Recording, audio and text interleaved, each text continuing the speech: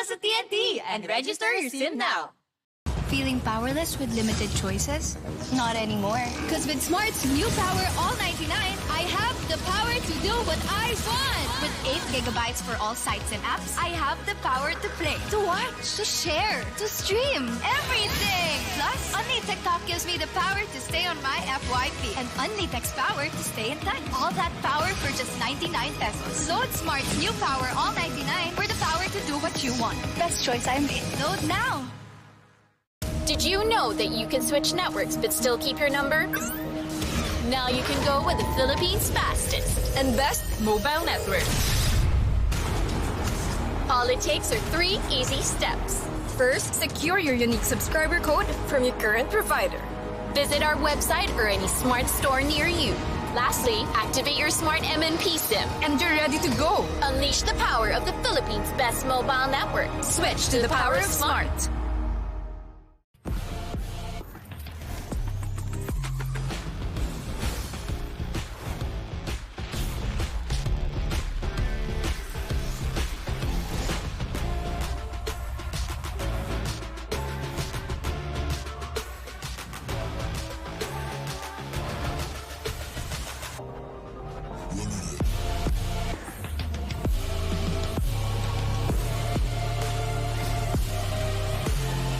Real Me 10. Sweep through the competition.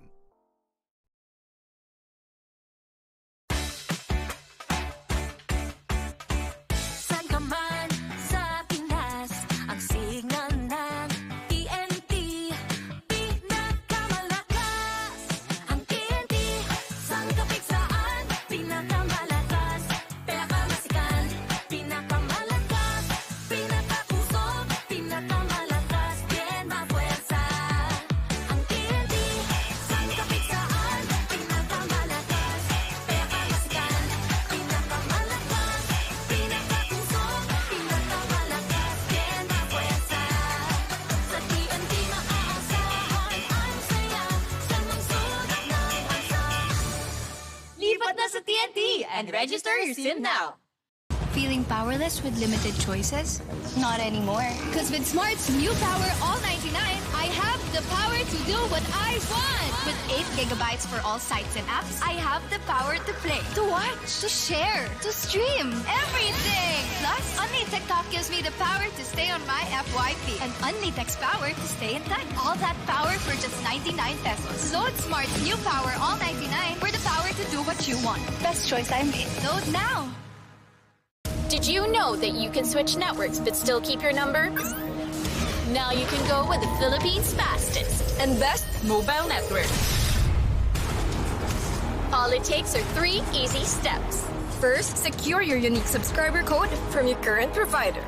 Visit our website or any smart store near you. Lastly, activate your smart MNP SIM and you're ready to go. Unleash the power of the Philippines' best mobile network. Switch to the power of smart.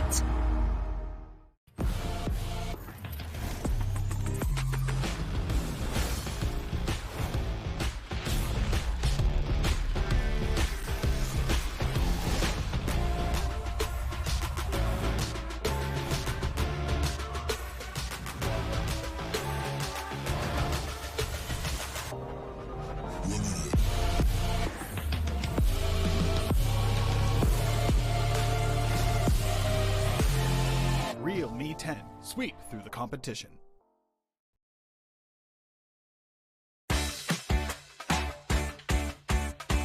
Saan ka man sa Pinas, ang signal ng TNT pinakamalakas. Ang TNT, saan kapit saan, pinakamalakas. Pinakamasikan, pinakamalakas. Pinakakusog, pinakamalakas. Bien mafuerza. Ang TNT, saan kapit saan, pinakamalakas.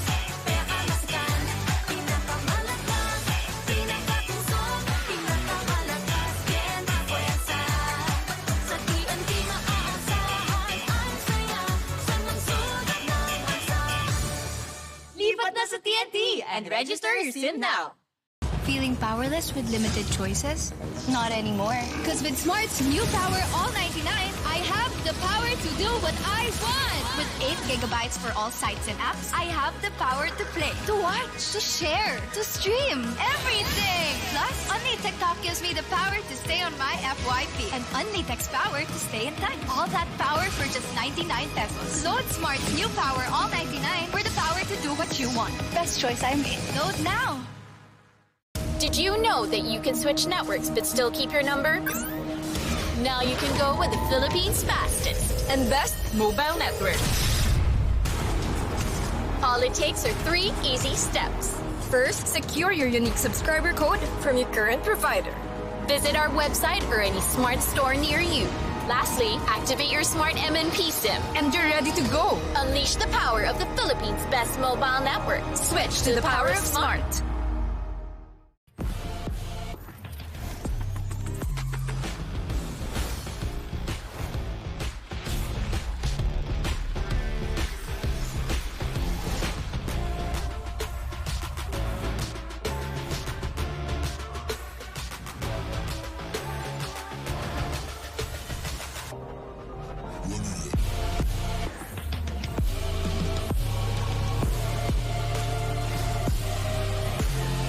Real Me 10. Sweep through the competition.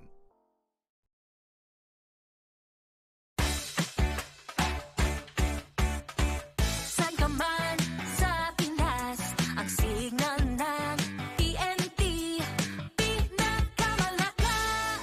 Ang TNT, saan kapit saan, pinakamalakas. Pinakamasikan, pinakamalakas. Pinakakusog, pinakamalakas. Bien mafuerza. Ang TNT, saan kapit saan, pinakamalakas. Pinakamasikan, pinakamalakas. Pinakakusog, pinakamalakas. Bien mafuerza. Sa TNT maaasahan ang saya sa magsulat ng bansa. Lipat na sa TNT and register your SIM now. Feeling powerless with limited choices? Not anymore. Because with Smart's new Power All 99, I have the power to do what I want. With 8 gigabytes for all sites and apps, I have the power to play, to watch, to share, to stream, everything. Plus, Only TikTok gives me the power to stay on my FYP and Only Text power to stay in touch. All that power for just 99 pesos. Load Smart's new Power All 99 for the power to do what you want. Best choice I made. Load now. Did you know that you can switch networks but still keep your number? Now you can go with the Philippines' fastest and best mobile network. All it takes are 3 easy steps. First, secure your unique subscriber code from your current provider. Visit our website or any smart store near you. Lastly, activate your smart MNP SIM and you're ready to go. Unleash the power of the Philippines' best mobile network. Switch to the power of smart.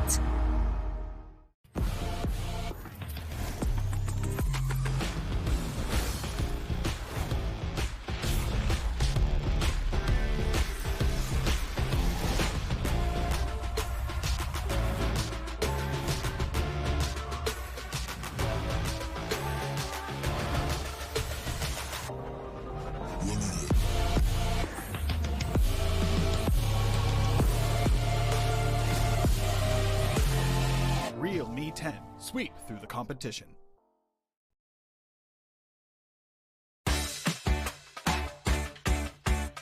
Saan ka man sa Pinas, ang signal ng TNT pinakamalakas. Ang TNT, saan kapit saan, pinakamalakas. Pinakamasikan, pinakamalakas. Pinakakusog, pinakamalakas. Bien mafuerza. Ang TNT. Ladies and gentlemen, welcome to the IESF 2023 Sibol National Qualifiers Top 8. Watch Spice and Pika P2P commentary trucking on, soldiering on to give you guys the hype and also, you know, the storylines in this matchup here. Oh, that's a lot of action that we've already witnessed here, ladies and gentlemen. But of course, we are not done. We have to name the one for today, Poch. The one representative that will be sent over to Yash, Romania for the IESF World Championships this September, or this August, I believe. Yeah, this August. Yeah, Yes, this yes, August. So, good stuff right here, ladies and gentlemen. The action has already ensued, both on and off stream. We've seen a lot of sweeps. We've seen a lot of reverses as well, some 2-1s every now and then. But the top 8 will definitely bring us way more excitement, I believe, than what we've seen so far. But first and foremost, as we are here, we would just like to remind everybody, and sa mga hindi nakakaalam, of course, what IESF is. So, sa mga hindi nakaalam nga ulit mga kaibigan, PESO or Philippine Esports Organization ay ang National Sports Association for Esports. So, if you're an esports enthusiast, it's best to know what PESO really does. Akreditado sila ng Philippine Olympic Committee. Wow, that's definitely a big deal. Huge deal. Sila may hawak, of course, and responsible sa pag-organize, sa pagpapatakbo ng mga ng Team Sibol, basically, and everything that they stand for. So, layunin ng PESO, of course, na palakihin, pabutihin at pasiglahin ng esports industry here in the Philippines. So, it's a non-stock, non-profit organization. So, binubuo din ng mga esports industry. Big players, Bren Esports, we have TNC, Mineski Global, Garayat Concepts, it's Tier 1, of course. Just Tier 1. Just The Tier 1. Yeah, you know. Kidding aside, the Tier 1 mga kaibigan. So I'm pretty sure you've heard of them. And let's support PESO, of course, for all their motives, you know, all that they need to do for the industry. Sa mga, and if you want to know more about them, please do not hesitate to visit www.esports.com.ph o kaya punta naman kayo sa Facebook fan page nila, ang Philippine Esports Organization. Yes, and the IESF Sibol National Team Qualifiers is powered by Smart. And of course, ang panalo ng isa ay panalo ng lahat. Supportan natin ang Team Sibol sa kanilang susunod na sasalihang mga tournaments. Sasabak ang Team Sibol thank you. Sa Southeast Asia Games 2023 sa Cambodia at sa Asian Games ngayon September. Para sa karagdagang impormasyon at updates, maaaring tumingin at mag-follow sa fb.com/Sibol Esports. Mabuhay ang Pinoy gamer, lakad matatag, #Sibol powered by Smart. Palakpakan tayo kay Poch Spice, mga kaibigan. Of course. No, it's fine. #Sasabak, word of the day. Sasabak. And round of applause, top 8, guys. Let's do this. No, they want to clap. They don't want to clap for top 8? Jeez, okay, fine. Sasabak. Sasabak. We're already at top 8. Do you want to run through the people that are already in top 8? So far, so far, ladies and gentlemen, we have Haji, we have PBEAK, of course. Hapon, we have Vermilion, Jacet, 20V Jacet, Coffee Prince, N4K RGN, and VB Chepler. Now, that's what's interesting, right? Yes. How Chepler was not seen on stream at all. But, of course, this kid, again, an enigma. I mean, he's a mystery to some. He has made waves in some of the qualifier legs of other tournaments, but not to say that we know nothing about him. True.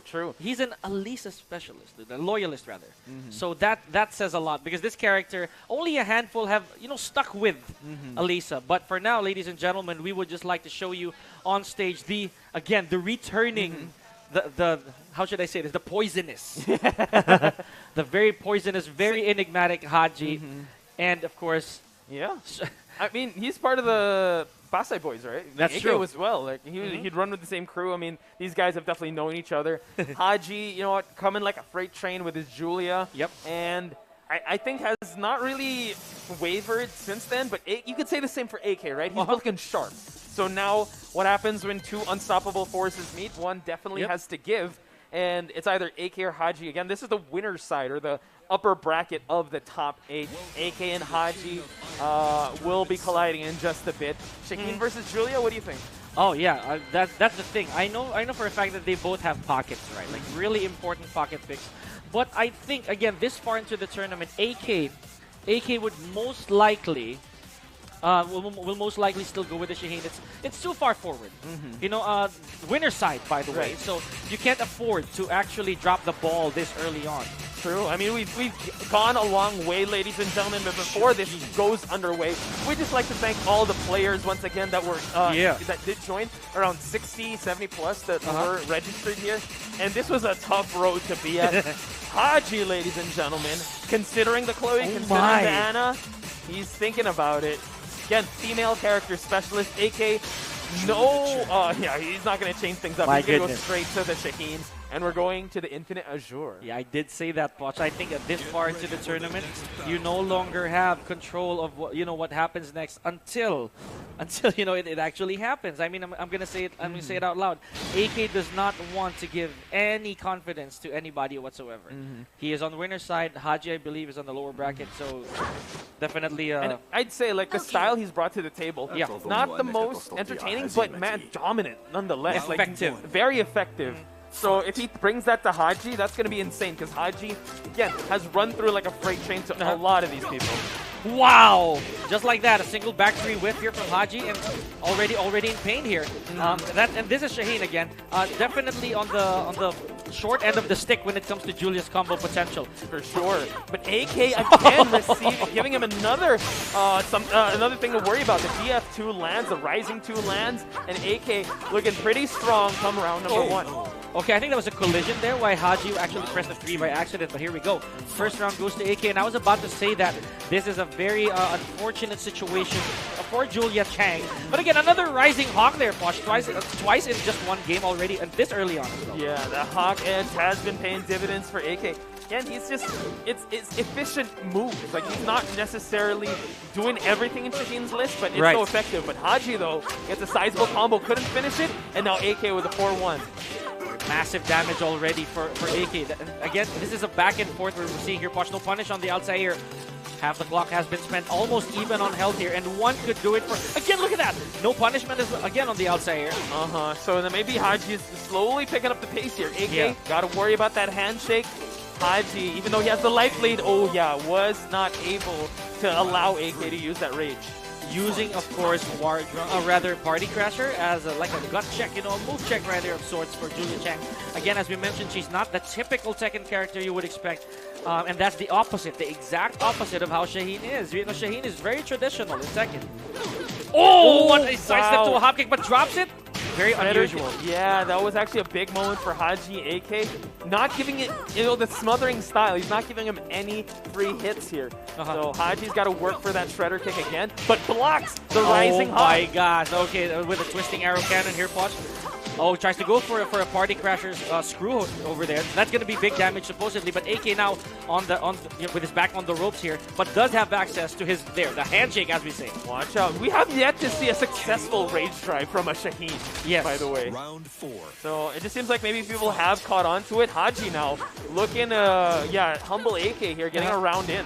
Well, 3 rounds in. And again, that's the ultimate source of the comeback factor that Shaheen has. So if you can eliminate that from the equation, then you already have, you're going to survive a little longer. Exactly. Or maybe even avert him from getting any comeback potential, because the moment he releases that kick, it would definitely be the end of it. But speaking of releasing something, here we go. Nice while standing two from AK off of that duck. Yep, and now AK with the proper punish there. Haji put in a tough spot, but the bow and arrow tries to seize back the momentum, but down 3. Here we go, ladies and gents. Final round for both these two players. Okay. Now this is again no walled stage, Posh. Considerably, I think this is what makes things a lot harder for Haji, because Julia Chang, her combos are really engineered for her to take end to end. But speaking of a combo, here we go. Nice wall standing 4 from Haji. Big, despite the fact that there's no wall. Oh my goodness, I did not want to jinx that. And now Wardrum gets another low. AK getting a counter hit mid. Tries to go for the grab, but Haji denying it. AK has rage. Tried to go for the delayed hop kick, but Haji was ready for the punish. Big cyber lead from Haji's side. And now AK immediately going to character select to change things up. Haji with also a big deep breath to know that the job is not yet done. AK, like you said, Shaheen maybe being the meat shield. You might be thinking about another character. Will you make that deal with the devil? Right. That is indeed the question here, Posh. Is either the devil himself will come out, or maybe, just maybe, back to the roots. AK giving it a little bit of thought here, folks, because Shaheen, again, all reliable. That's where the gold has been gathered because of this character right here. But again, AK does have some options, and there it is. The first Akuma of the stream, and it's so poetic that it has to be AK to bring it out. That's true. And he's won so much tournaments with this character. So he's represented the country in the SEA Games with this character. And now he's going to bring it out here. Haji knows, he's aware of this character. Also, he's faced AK's Akuma before. And now we're going to see if he's able to like, I would say tame the demon inside. That's true. Massive bargain, if we may, here from AK. And again, he can't afford to change this character anymore at all. So even though, say, he wins this, Haji might be able to bring something out of the bag that will contradict this choice. Now, Precipice of Fate, again, we know how this stage is really oddly shaped. So as an Akuma, it could either favor you or not, right? So if you get those Tatsus, those conversions in, then that'll be good. What a block. Good tsunami kick from AK. Yeah, AK now just trying to warm up his hands for this character. Again, execution is the name of the game for Akuma. He can hit like a truck, but with the stakes this high, yup, he seems like he's got his executions on point. Tatsu again to carry towards the wall to DP. Oh Wow. my goodness. Okay, we had to stage spot. Here we go. Nice conversion from AK. Oh, that is what's hilarious about that ender. We've been saying that. Wow, overhead Tatsu as well. Hurricane kick after hurricane kick. AK with his oppression with Akuma. Haji now has to adjust and adjust quick. There we go. And the AK with those FADCs. The warm-ups don't exist. Watch. Like, apparently he's ready from the start of this tournament. That's his secret. He's always warm. And now it's the dive kick to just Tatsu, to DP him back to the wall. Mid check. These rounds are going by quick. He's going for a speed run, Pika. All right. And again, interestingly enough, he already has 1 meter to use. And there it is again. That's 2 for 2 attempt spot. Good stuff. All the way to the wall. To the wall we go. Oh my goodness. Haji trying to play catch up here, but AK not even allowing a good wake up by Haji's side, but the side wall just negates his combo. Okay, here we go. Nice running 3 here from AK. Good block and punish here from Haji. Just making a little bit of space. He does have rage. Good block. Okay, this time just goes for the wall standing 4. He went for the OG. Oh, and again, overhead kick just going through him. Commitment there in the rage drive. AK at least doesn't have to worry about that. Already burns the meter. They get 3 straight rounds. This is true power, Pika. Definitely is. I mean, there's a reason he's so dreaded. But wait. Haji going back to character select. He might actually make a deal with Chloe Devil. Whoa! Thinking about it? Does he actually have but has he practiced this character? This is going to be insane. This is the X factor we're talking about. We haven't seen Haji in a while. But AK, he's always present in tournaments. He could go for the fortune teller here. Another female specialist here. All right. And she's... okay. Immediate lock in here, ladies and gentlemen. Haji with the Zafina shades again of that female specialist side, you know. Good stuff, good stuff. And again, AK does know the Zafina matchup, having used it before as well. But Akuma, again, there's a reason he's on a tier of his own. That's true, right? Akuma tier, yeah. This is part of the big 3. Zafina is part of the big 3, the crutch character so far in tournament settings. So let's see if Haji does have the perfect pick for this, because this is anybody's game now. How crazy is it? This is the first Akuma and first Zafina we're seeing of this stream. That's insane. But Haji though, and AK knows he has a pocket Zafina as well. Haji though, great conversion here. Good stuff. Christian Claw switching sides a little bit here, folks. And just 10 seconds in, just one combo advantage already here. And this is where Akuma becomes quite the problem as well, should you be able to build the meter. But again, Haji's getting in the way of that. True. After they switch sides, AK now is kind of playing catch up in terms of life. Doesn't have a meter just yet, but Haji would gladly end this round, but my goodness. Okay, here we go. Oh, but watches that. Oh, no. Just a few frames short, right? Specifically 1. Here we go. Nice use of a rage drive, 20 seconds left. And that does not stop the clock, Watch. So even Zafina has to be very careful what a cancel from AK.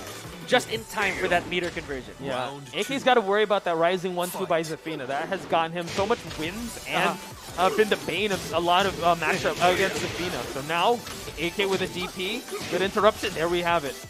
Oh, no throw escape here from AK. Very uncharacteristic. He's probably thinking of... Oh, that is big! But again, Zafina being in stance, not able to punish that. AK punishes that wrong as well. Look at this hurtbox issues and Zafina. My goodness. The scrambly situations are getting to both players, but good launch here on Haji's side, granting AK some rage and a meter. Okay, here we go.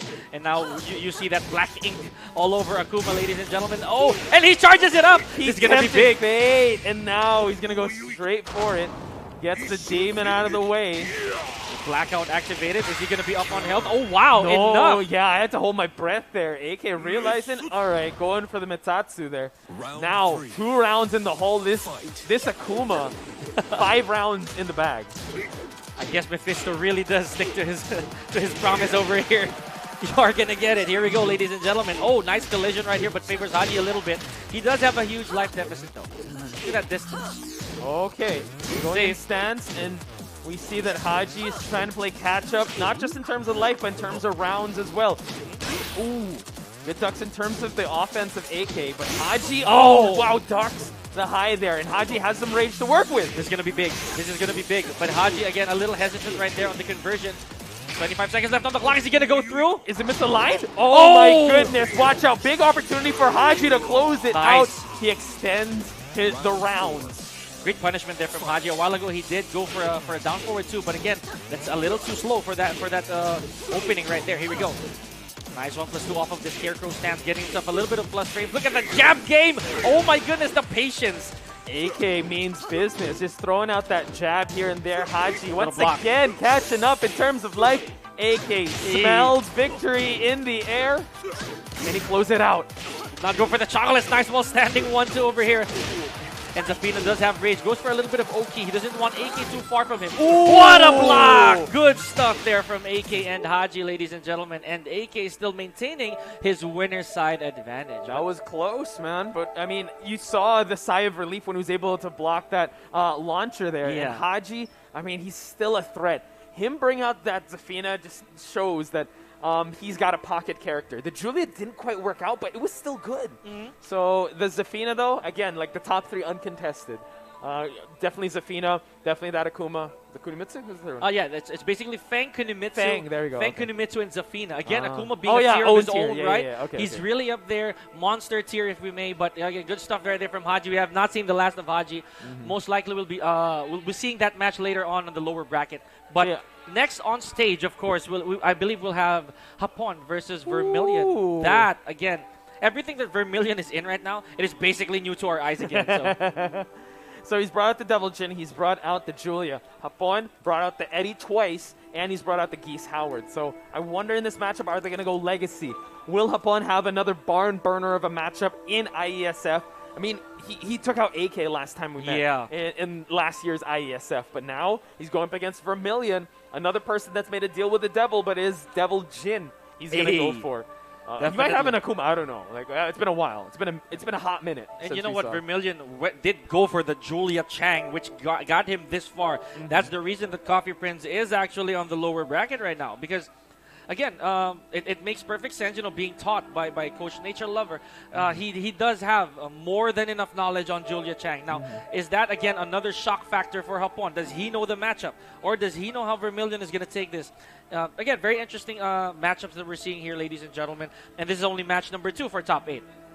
Winner's side or upper side of the brackets here. So not the last we'll see of either of these guys. They have yet to just be served a loss. Hopefully, like one of them wants to be able to go unscathed in this tournament, going up against AK. But man, Vermilion or Hapon, any of these guys representing the region would just, I don't know, I'd feel proud that if any of these guys make it for sure. To Romania.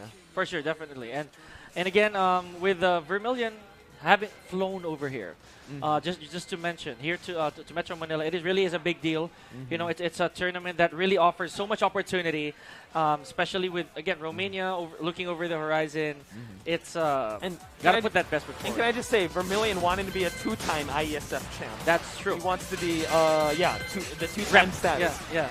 And as people say, the Visayan Super Saiyan. Yep. Absolutely. Flying in here. Hapon, though, standing in his way for him to get to the winners finals. Will he be picking Eddie Gordo, or will he change things up and go with the Geese? Again. Oh! Whoa! Is that for real? It is definitely for real. Oh my god, that is Vermilion in Kazuya. channeling the original demon, basically. Oh yeah, the one that started it all, right? Here we go. The cursed bloodline of the Mishimas. Oh my gosh, dude. Locking in the Kazuya. Hapon's thinking about it. He definitely brought up a bit of anxiety over there when it comes to selection. But again, being the Visayan Super Saiyan, we trust his judgment, but you have to make sure you keep your guard up. For sure. Definitely a hot one here in this matchup. Kazuya versus who? I'm not even sure. Right. Oh my gosh. Okay, let's go. Let's go. All right. Also, this is the top 8, folks, so big shout-outs to everyone that is watching. I see Serena, I see Cedric in the chat. What's going on, everyone? And this is of course the top 8. A while ago, we ended our VOD, we ended our stream for the pool. So let's see. So Hello? Kazuya, my God, I gotta readjust my seat. For I this know, one. dude. Like, This is- even I'm gonna start guessing just by watching. You know what I mean? Okay, here we go. Heads, tails, I don't know. High, low, let's go. It is only back or down back here, folks. That's where we're at. Ladies. So yeah, ladies and gentlemen, this is still the IESF Sibol National Team Qualifiers for Tekken 7. Vermilion versus Upon, again, one of the classics here. And this is, I believe, Twilight Conflict. One. So, Not the Nightmare. original, yeah. The Twilight is definitely in conflict, but Vermilion, oh my God, starting out with an eagle swipe, Upon doesn't want to play the 50-50 game. Oh no. I gotta be the one to dictate the pace here, but of course, being Geese, that's also an occupational hazard because without the meter, people will still just scoff at what Geese can do. True.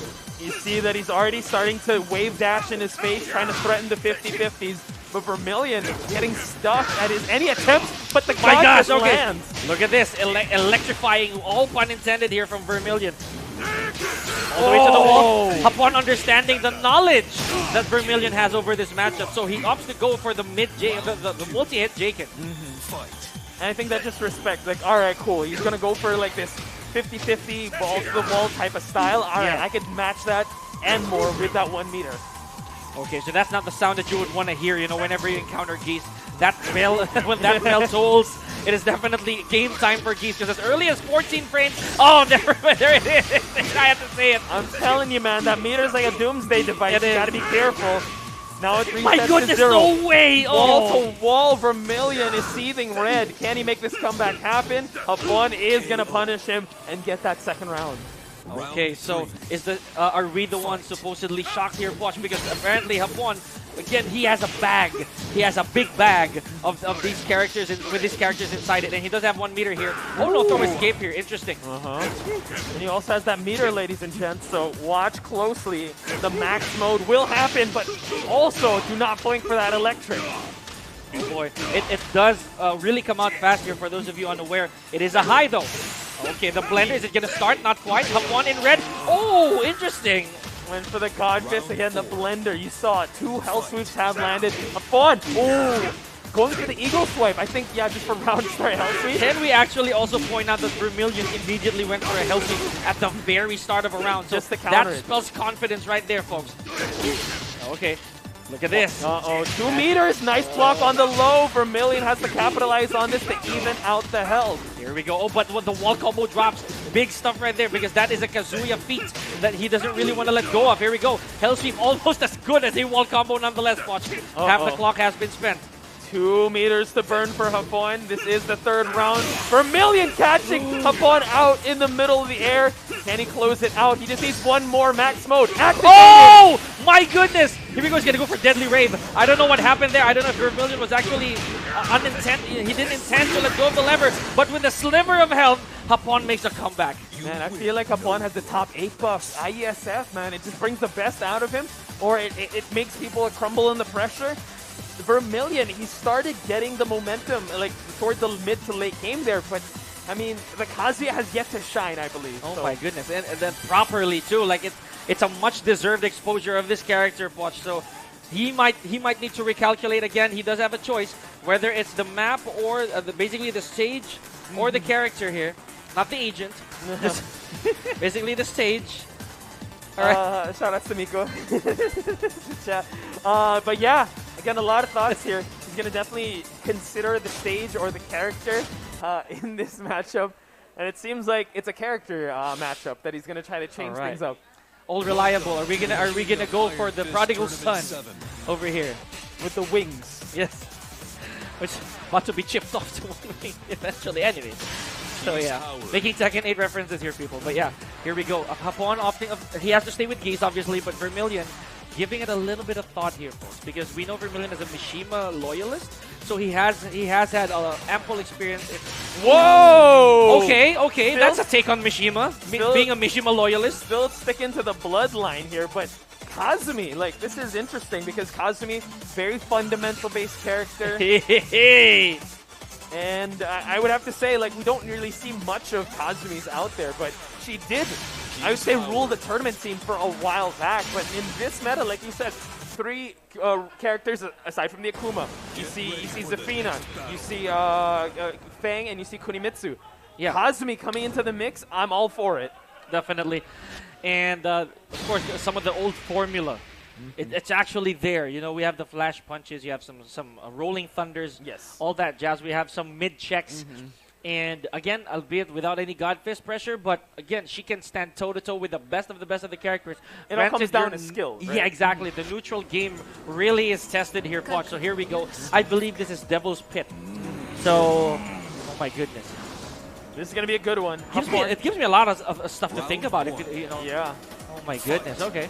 Even how he's going to play it out, right? He's going to have to out-poke and outlast Hapon here. Okay.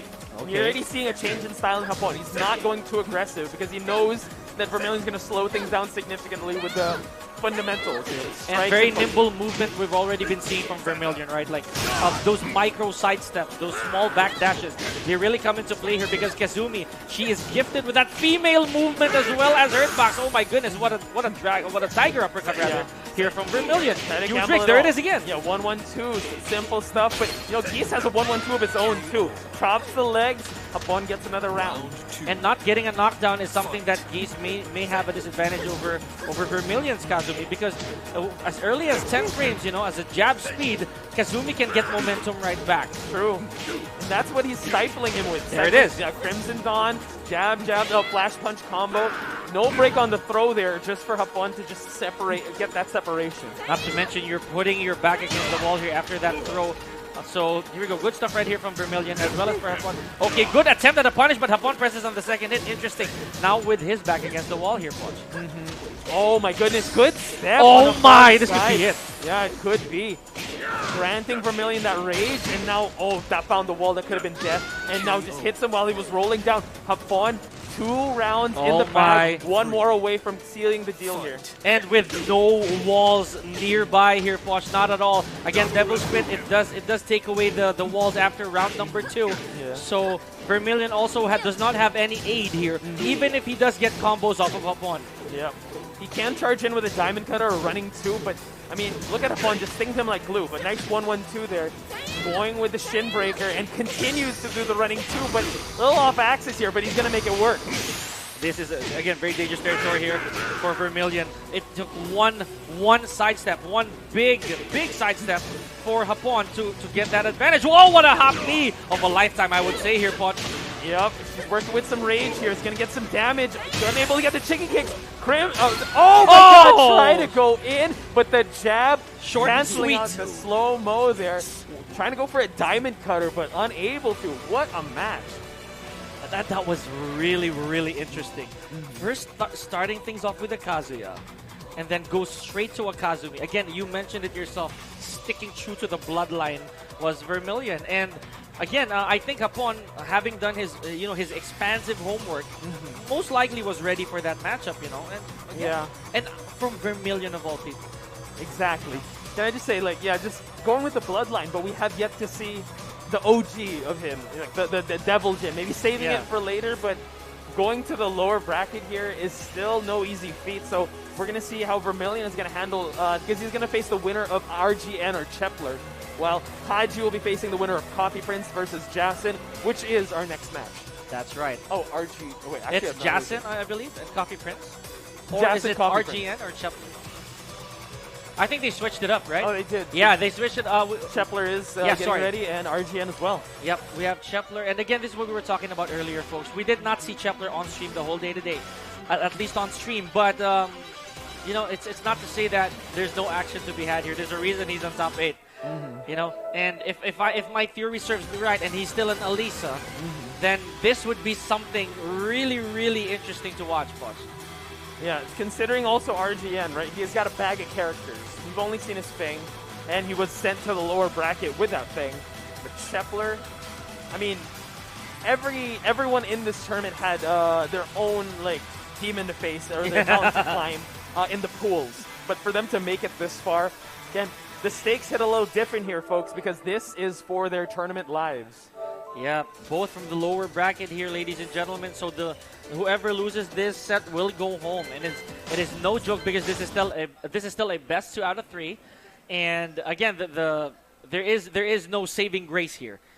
All you got to do is hold on for dear life as much as you can. Get those 2 wins in. It doesn't matter 2-1, 2-0. It's fine as long as you definitely get it in. All right. You get that win, that very, very crucial win in.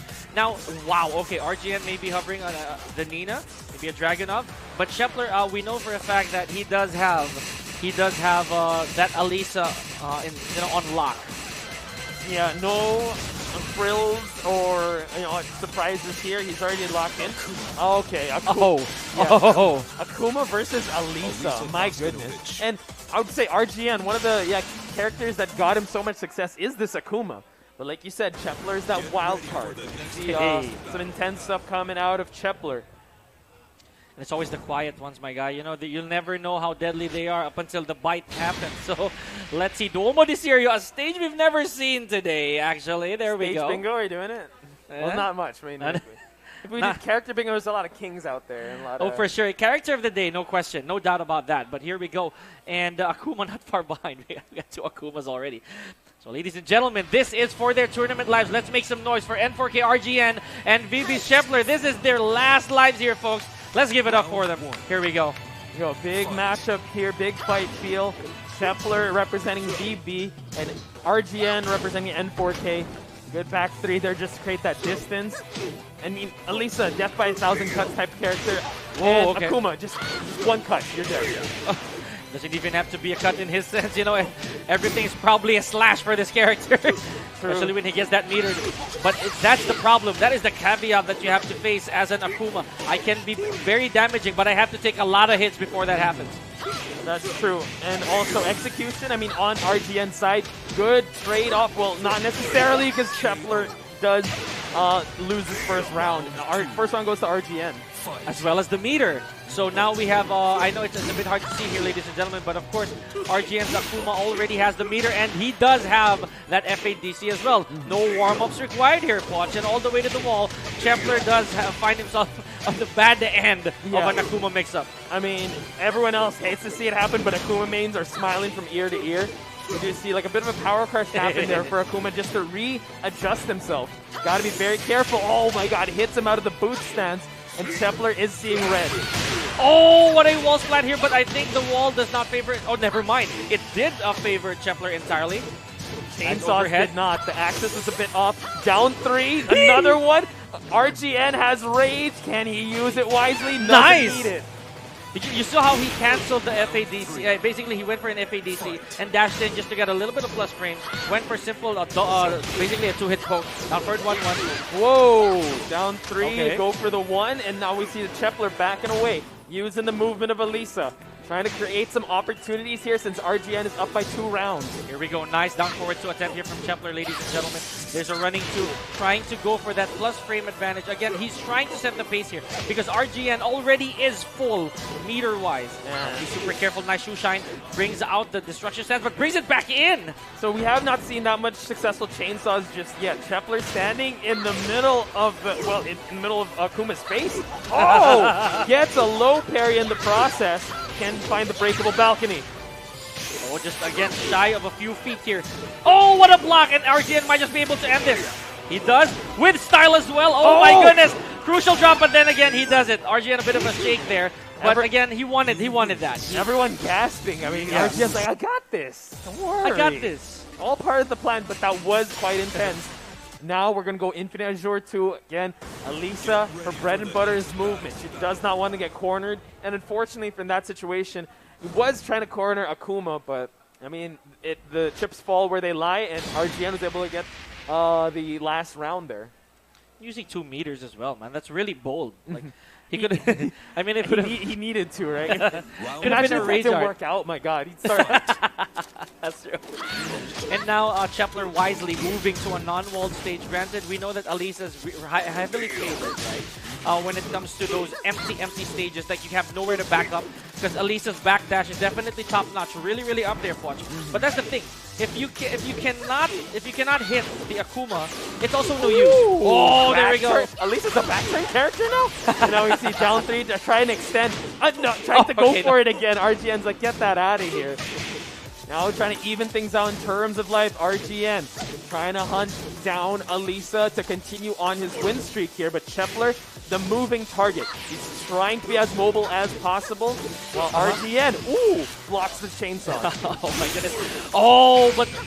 Okay, did he ducked. Okay, there we go. Good stuff right there from RGN. That's a guaranteed punish as well. That was a really I would say unusual choice. Yeah. From Chepler, honestly. And I think he was thinking RGN was going to start swinging, but unfortunately that did not happen. And we see that RGN able to get a good low parry in the process. Chepler on the back foot here, I would say. Definitely. Here we go. Orange fireballs distributed by RGN. Gotta be super careful because, again, Akuma being one of those characters that can start anything. Oh, speaking of starting anything, there was no combo off of that block. Chepler may not have expected it, but nice back 4-4. That's the combo we were looking for here, Posh. Huge damage. Exactly. He needs more of those opportunities, but RGN sticking to his face, not allowing Alisa to create that distance that she desperately needs. Big magic 4 and nice chase down by Chepler. Unable to finish it, but the down back 3 to close it out. And I'm a fan of that ender, Poch, I'll tell you right now. It's a very unique Alisa ender, you know. Okay, good punish right here from Chepler. Starting things off slow. But again, Alisa, we know, you said it yourself, Posh, death by 1,000 cuts, but this right here, this is not one of them. This is a bazooka, if anything. I mean, death by 1,000 cuts once she doesn't bring out her chainsaws and her jetpack. But RGN slowly stalking his prey here. Even though he's in a deficit, you cannot deny he's got 2 meters to spend. But will he survive long enough to be able to use both here, Posh? That's the question. Here we go, 30 seconds left on the clock. Anybody's game. Yeah, if Akuma, oh my gosh, again, a 3-for-3 with those whiff punishes. I was about to say that if Akuma has 2 meters, you're basically as good as unalived should that connect. And now we see that he is able to get that fancy sidestep for 1+2. And then we see RGN trying to use the combo? meter. But, okay, not quite. All right. Dark attack. What a block and what a punish right there from RGN. So, and again, this is what we were talking about, Poch. Hardly anything for RGN to punish on the side of Alisa, but Alisa gets everything, though. She does, and now goes for the back turn. Couldn't follow it up. RGN working with no meter and just rage, though. Oh my goodness, he did not have that at all. Here we go, and now tying things up. This is probably RGN's closure, or should it be Chepler's tie? Here we go, good stuff. And again, Infinite Azure, nowhere to go. Chepler does bring out the chainsaws already, but just put right back in after that hit. Let's see if he's going to go to the well again with those chainsaws, but now gets canceled out of the down 3. RGN stalking his prey. You got to give it to this Akuma, the Akuma players, man. They look for blood every time they come in the match. It doesn't matter. 1 meter, 2 meters, no meter. I'm going in for the kill. Here we go. Nice overhead here from RGN. Just getting a little bit of a mix-up. Is this going to be it? Oh, and it is 1-1. Wow. Back 4-4, his signature. Creating that distance, engaging with the back 4-4 to start off. I mean, that has been his bread and butter so far, and it's gotten him so much success. RGN, he's going to still stick to the Akuma, but we're changing stage here, Pika. You got to hand it to Chepler, you know, for having such huge confidence, you know. That presence of mind when it comes to, like, using the back 4-4. It may not have a screw attack at all, Poch, but the thing about that back 4-4 is that it inflicts so much damage, and Alisa can literally wall carry you, just literally across the stage, if I may. Now, this is what we were talking about. Anybody's game here. If Chepler manages to capitalize a lot of these wall carries or these back 4-4s, and with a stage as small as Dragon's Nest, that might be painful for RGN. Chepler trying to go into the well a little too much with that back 4-4, running 2. We see that she's just trying to push Akuma towards that wall situation. Oh my gosh. Nice while standing 2 over here from Chepler. Make that 2 while standing 2s. But RGN not having any of it with those overheads. Yeah, he's trying to jump in on him and trying to mix him up. Oh my goodness, great usage of the Rage Strike. Carrying towards the wall, significant damage with the chainsaws out. Oh, and he burns the meter right away with a double DP. Okay, he had to do it though. He had to. Incredible sequence. That's kind of a get out of jail free card. RGN starting off the round with not much resources, so yeah, I was about to say that. You know, because of that, he had to start back from scratch when it came to his resources. So let's see if RGN can make these valuable hits connect. It just might be fast, watch. So now, oh my God, completing the sequence, finds the wall, couldn't get the last hit there, and we see that RGN a little bit of a mix up there, but still Chepler standing his ground, going for a power crush.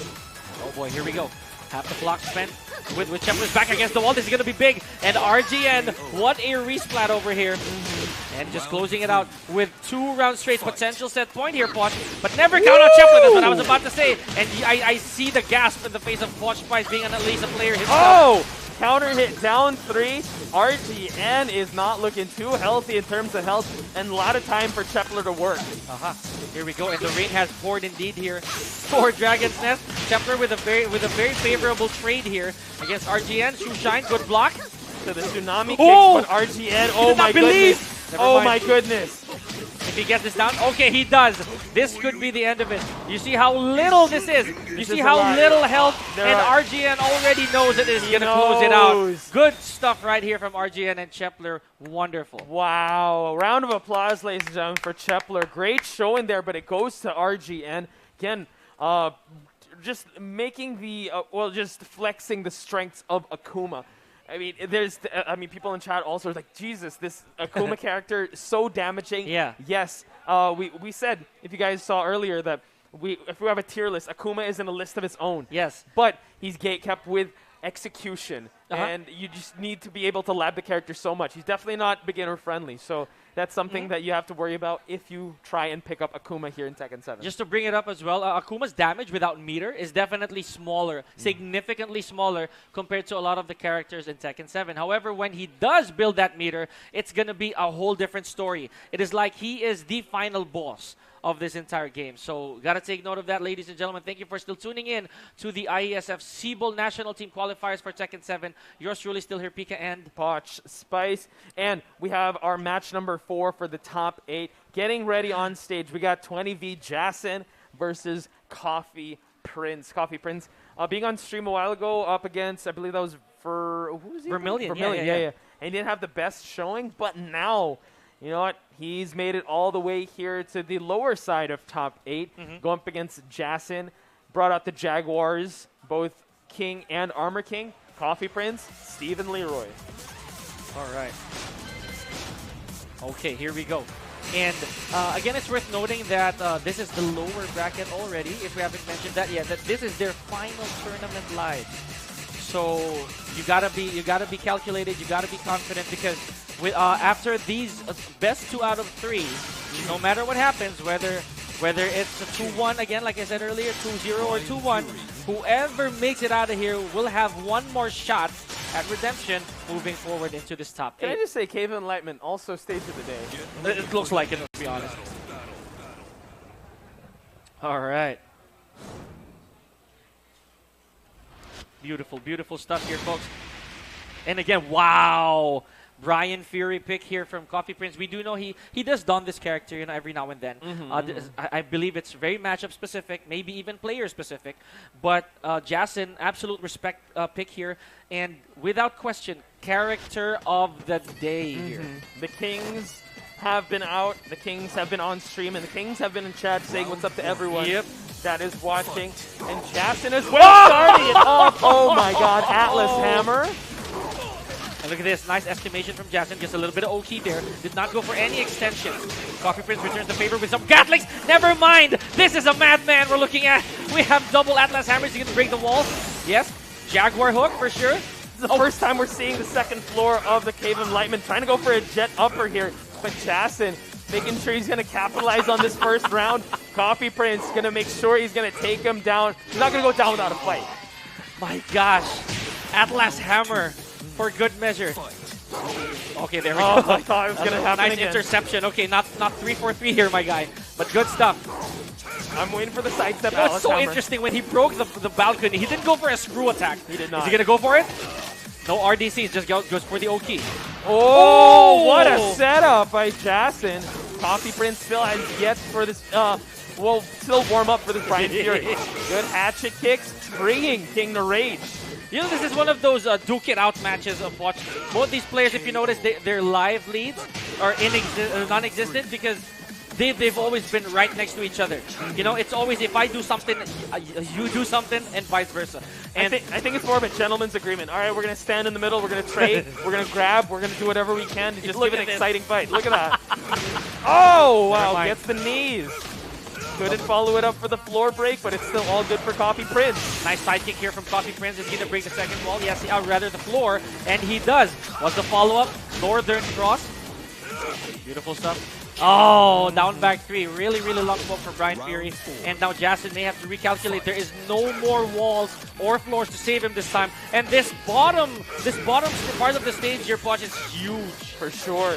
Tried to go for a sidestep there, couldn't capitalize. Oh. Coffee Prince going a little Gatling here. And we see that Jason working with a huge deficit, but Coffee Prince, you know, the Brian Fury eats a Magic 4, but couldn't follow it up. Not the good bridge. We want what a block and punish from Coffee Prince. Ready for the gut punch. All the way to the wall, not quite. This is what we were talking about, Poch. Anybody's game here. Another nice sidestep from Jason. 30 seconds left. Did not duck down for it 2-1.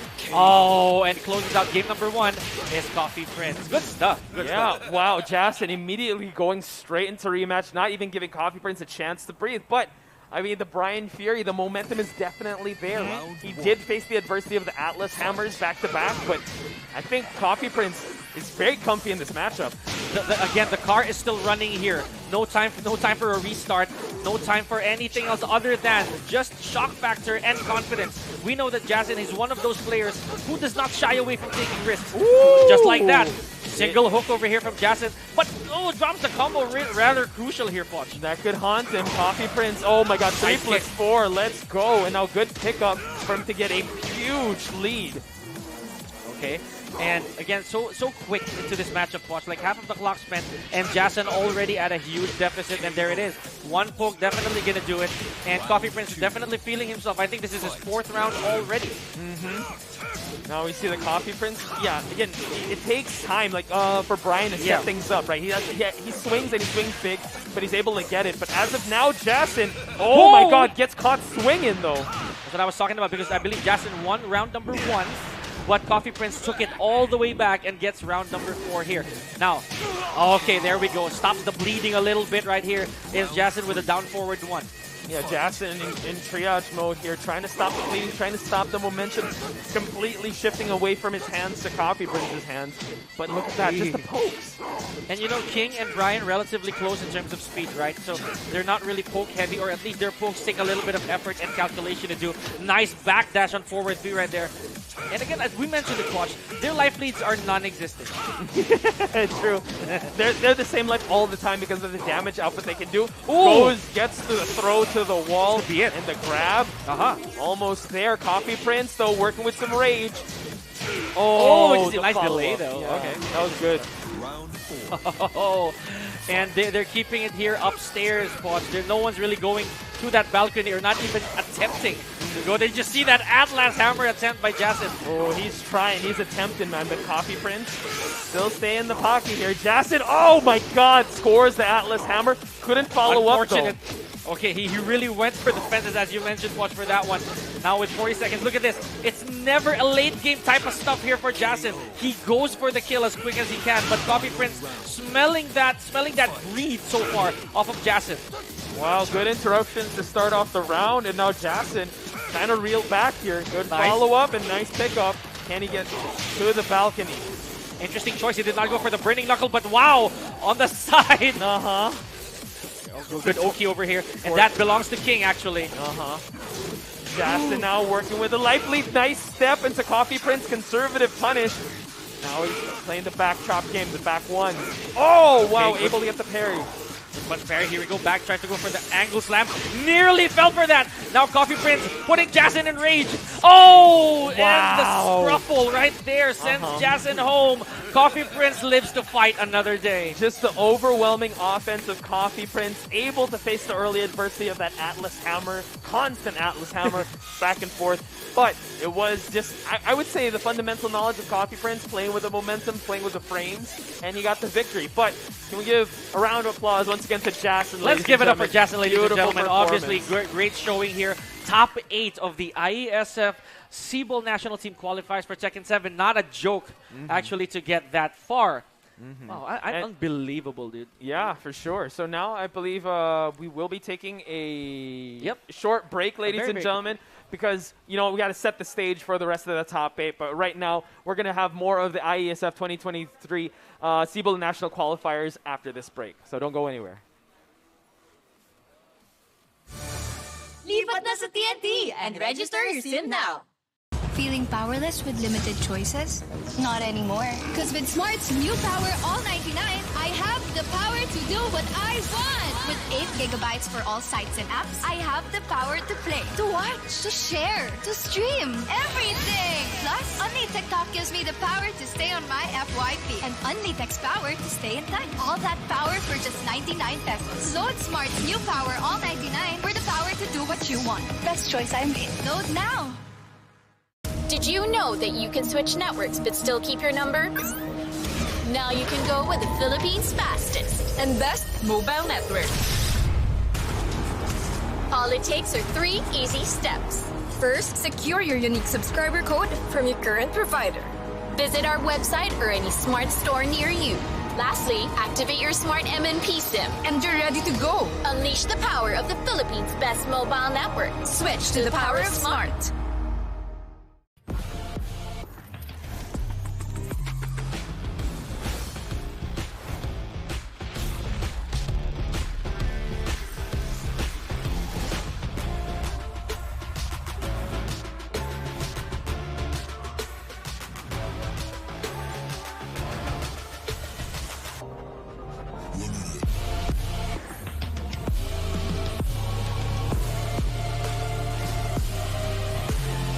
Real Me 10. Sweep through the competition.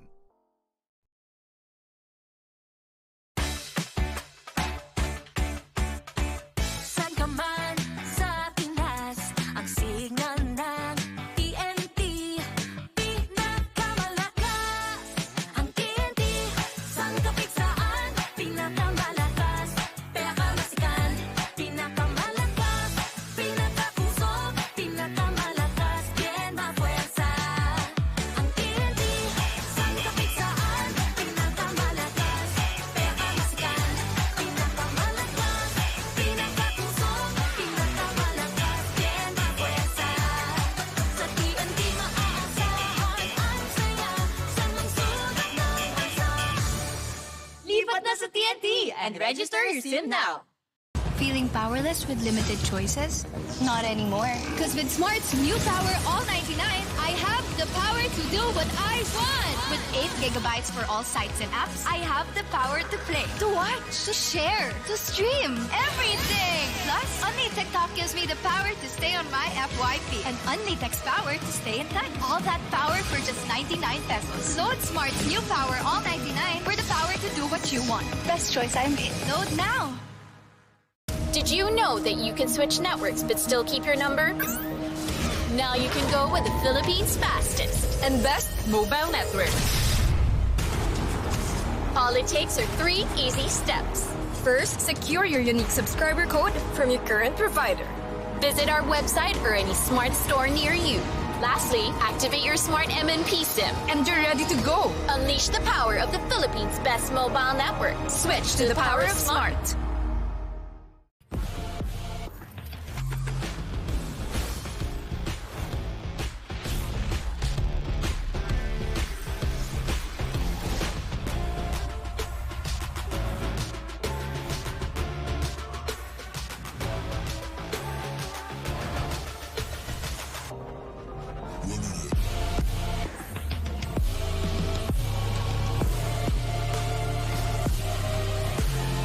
Real Me 10. Sweep through the competition.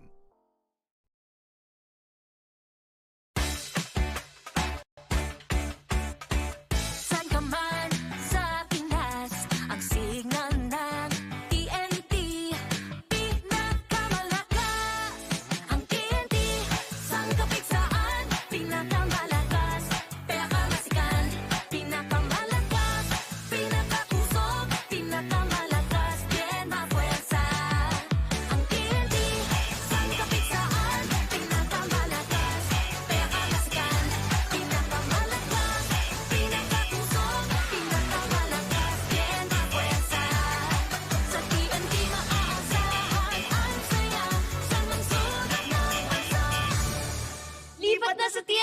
and register your sim now.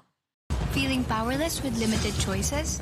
Not anymore. Because with Smart's new Power All 99, I have the power to do what I want. With 8 gigabytes for all sites and apps, I have... Ladies and gentlemen, welcome back to the IESF 2023 Sibol National Qualifiers for Tekken 7, and it is powered by Smart. Also brought to you by Poch Spice and Pika P2P commentary. Yes, my newly hyped up partner right now. Of course, we are getting ready for the rest of the action here, folks.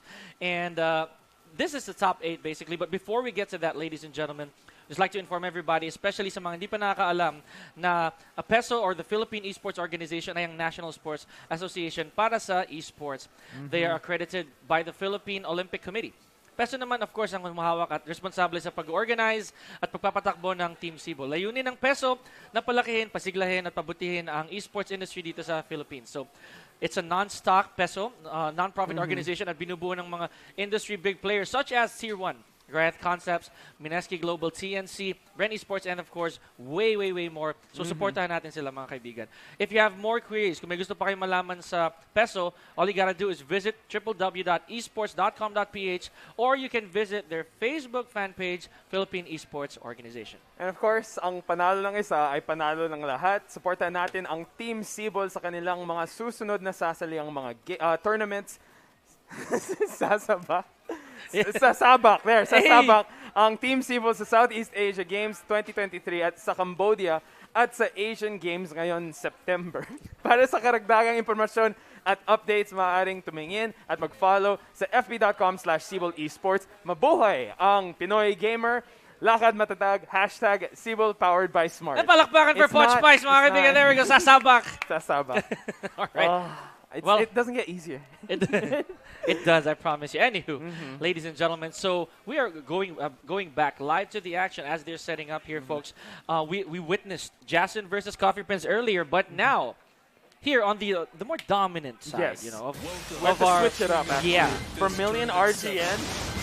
Yeah, we definitely have to switch up how that looks. But as we're getting ready, I do want to give a big shout out to Don Argus that is in chat. Yeah, he had to be here for that. My promo. That's awesome. And don't worry, Don Argus. This is not the last you'll hear of it, most likely. So just stick around. He has been doing it all day. I'm still labbing it, Don Argus. I'm still labbing it. We're still labbing it. Beautiful stuff. Okay, no time to waste here for RGN. We are looking at a Devil versus Demon match. This is going to be very interesting. Devil versus Demon match. Yeah. In Hell in a Cell. That's the only way you can market this match. RGN. War games. Survivor Series. Oh my god. Anywho. Infinite Azure 2. We had to say it. Yeah. Now there's no wall at all, dude. Oh yeah, definitely not Hell in a Cell. Beautiful stuff here, folks. So, again, winner's side still here between Vermilion and RGN. Oh, actually, this is the lower side. Oh, yeah, they're lower. That's right, that's right. So, a lot is at stake for these two. And Vermilion not wasting any time going for Devil Jin here. RGN still has a plethora of characters, but he chooses the Demon Akuma. That's true. Here we go.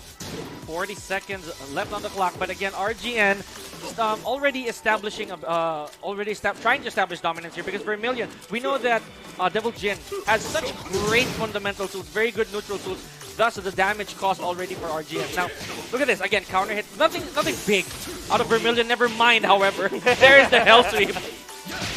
Followed up, finishes off with electric and a mid-check for Vermilion to take the first round. Just checking if he's got his hands all warmed up for the wave dashes. He seems to got it. He seems to have it. Definitely. And again, a stage like this, Infinite Azure, you have all the room to wiggle. Good punish right there, by the way, from Vermilion. Off of the Hadouken. Oh! Ran into an electric. Vermilion definitely playing the electric build here. Nothing short of amazing with his execution there. Oh, look at this. A little bit of a premature take turn right there from RGN. Gets himself a down forward to counter hit care of Vermilion. Now, 2 rounds up already. I believe since this is lower bracket. Yeah, this lower bracket. It's still best 2 out of 3. The semis, I believe. So, whoever loses this entire set is going to go home. And RGN does not want to go down quietly. He wants to fight his way back into this match. But Vermilion, 2 rounds in the hole. It's going to be a big hill to climb for RGN. Beautiful stuff. Okay, there it is. Rage kick. It never stopped Vermilion. You know, the nerf to that move? Yeah, he was like, never. All good. I still use it. Up forward for all day. It is actually, it serves as a measuring stick of sorts. But speaking of sticks, we have 2 sticks of butter right here for RGN's Akuma. Nice block over there.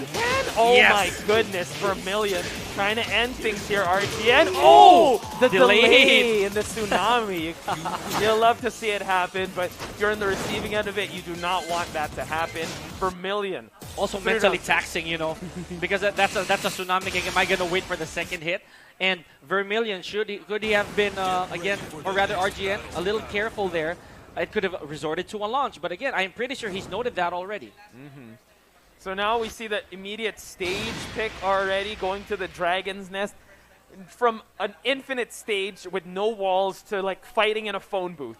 Dragon's Nest. This is hell in a cell, I would have to say. This is a cage match. And this is absolutely not Tekken 8, says SenDC, right?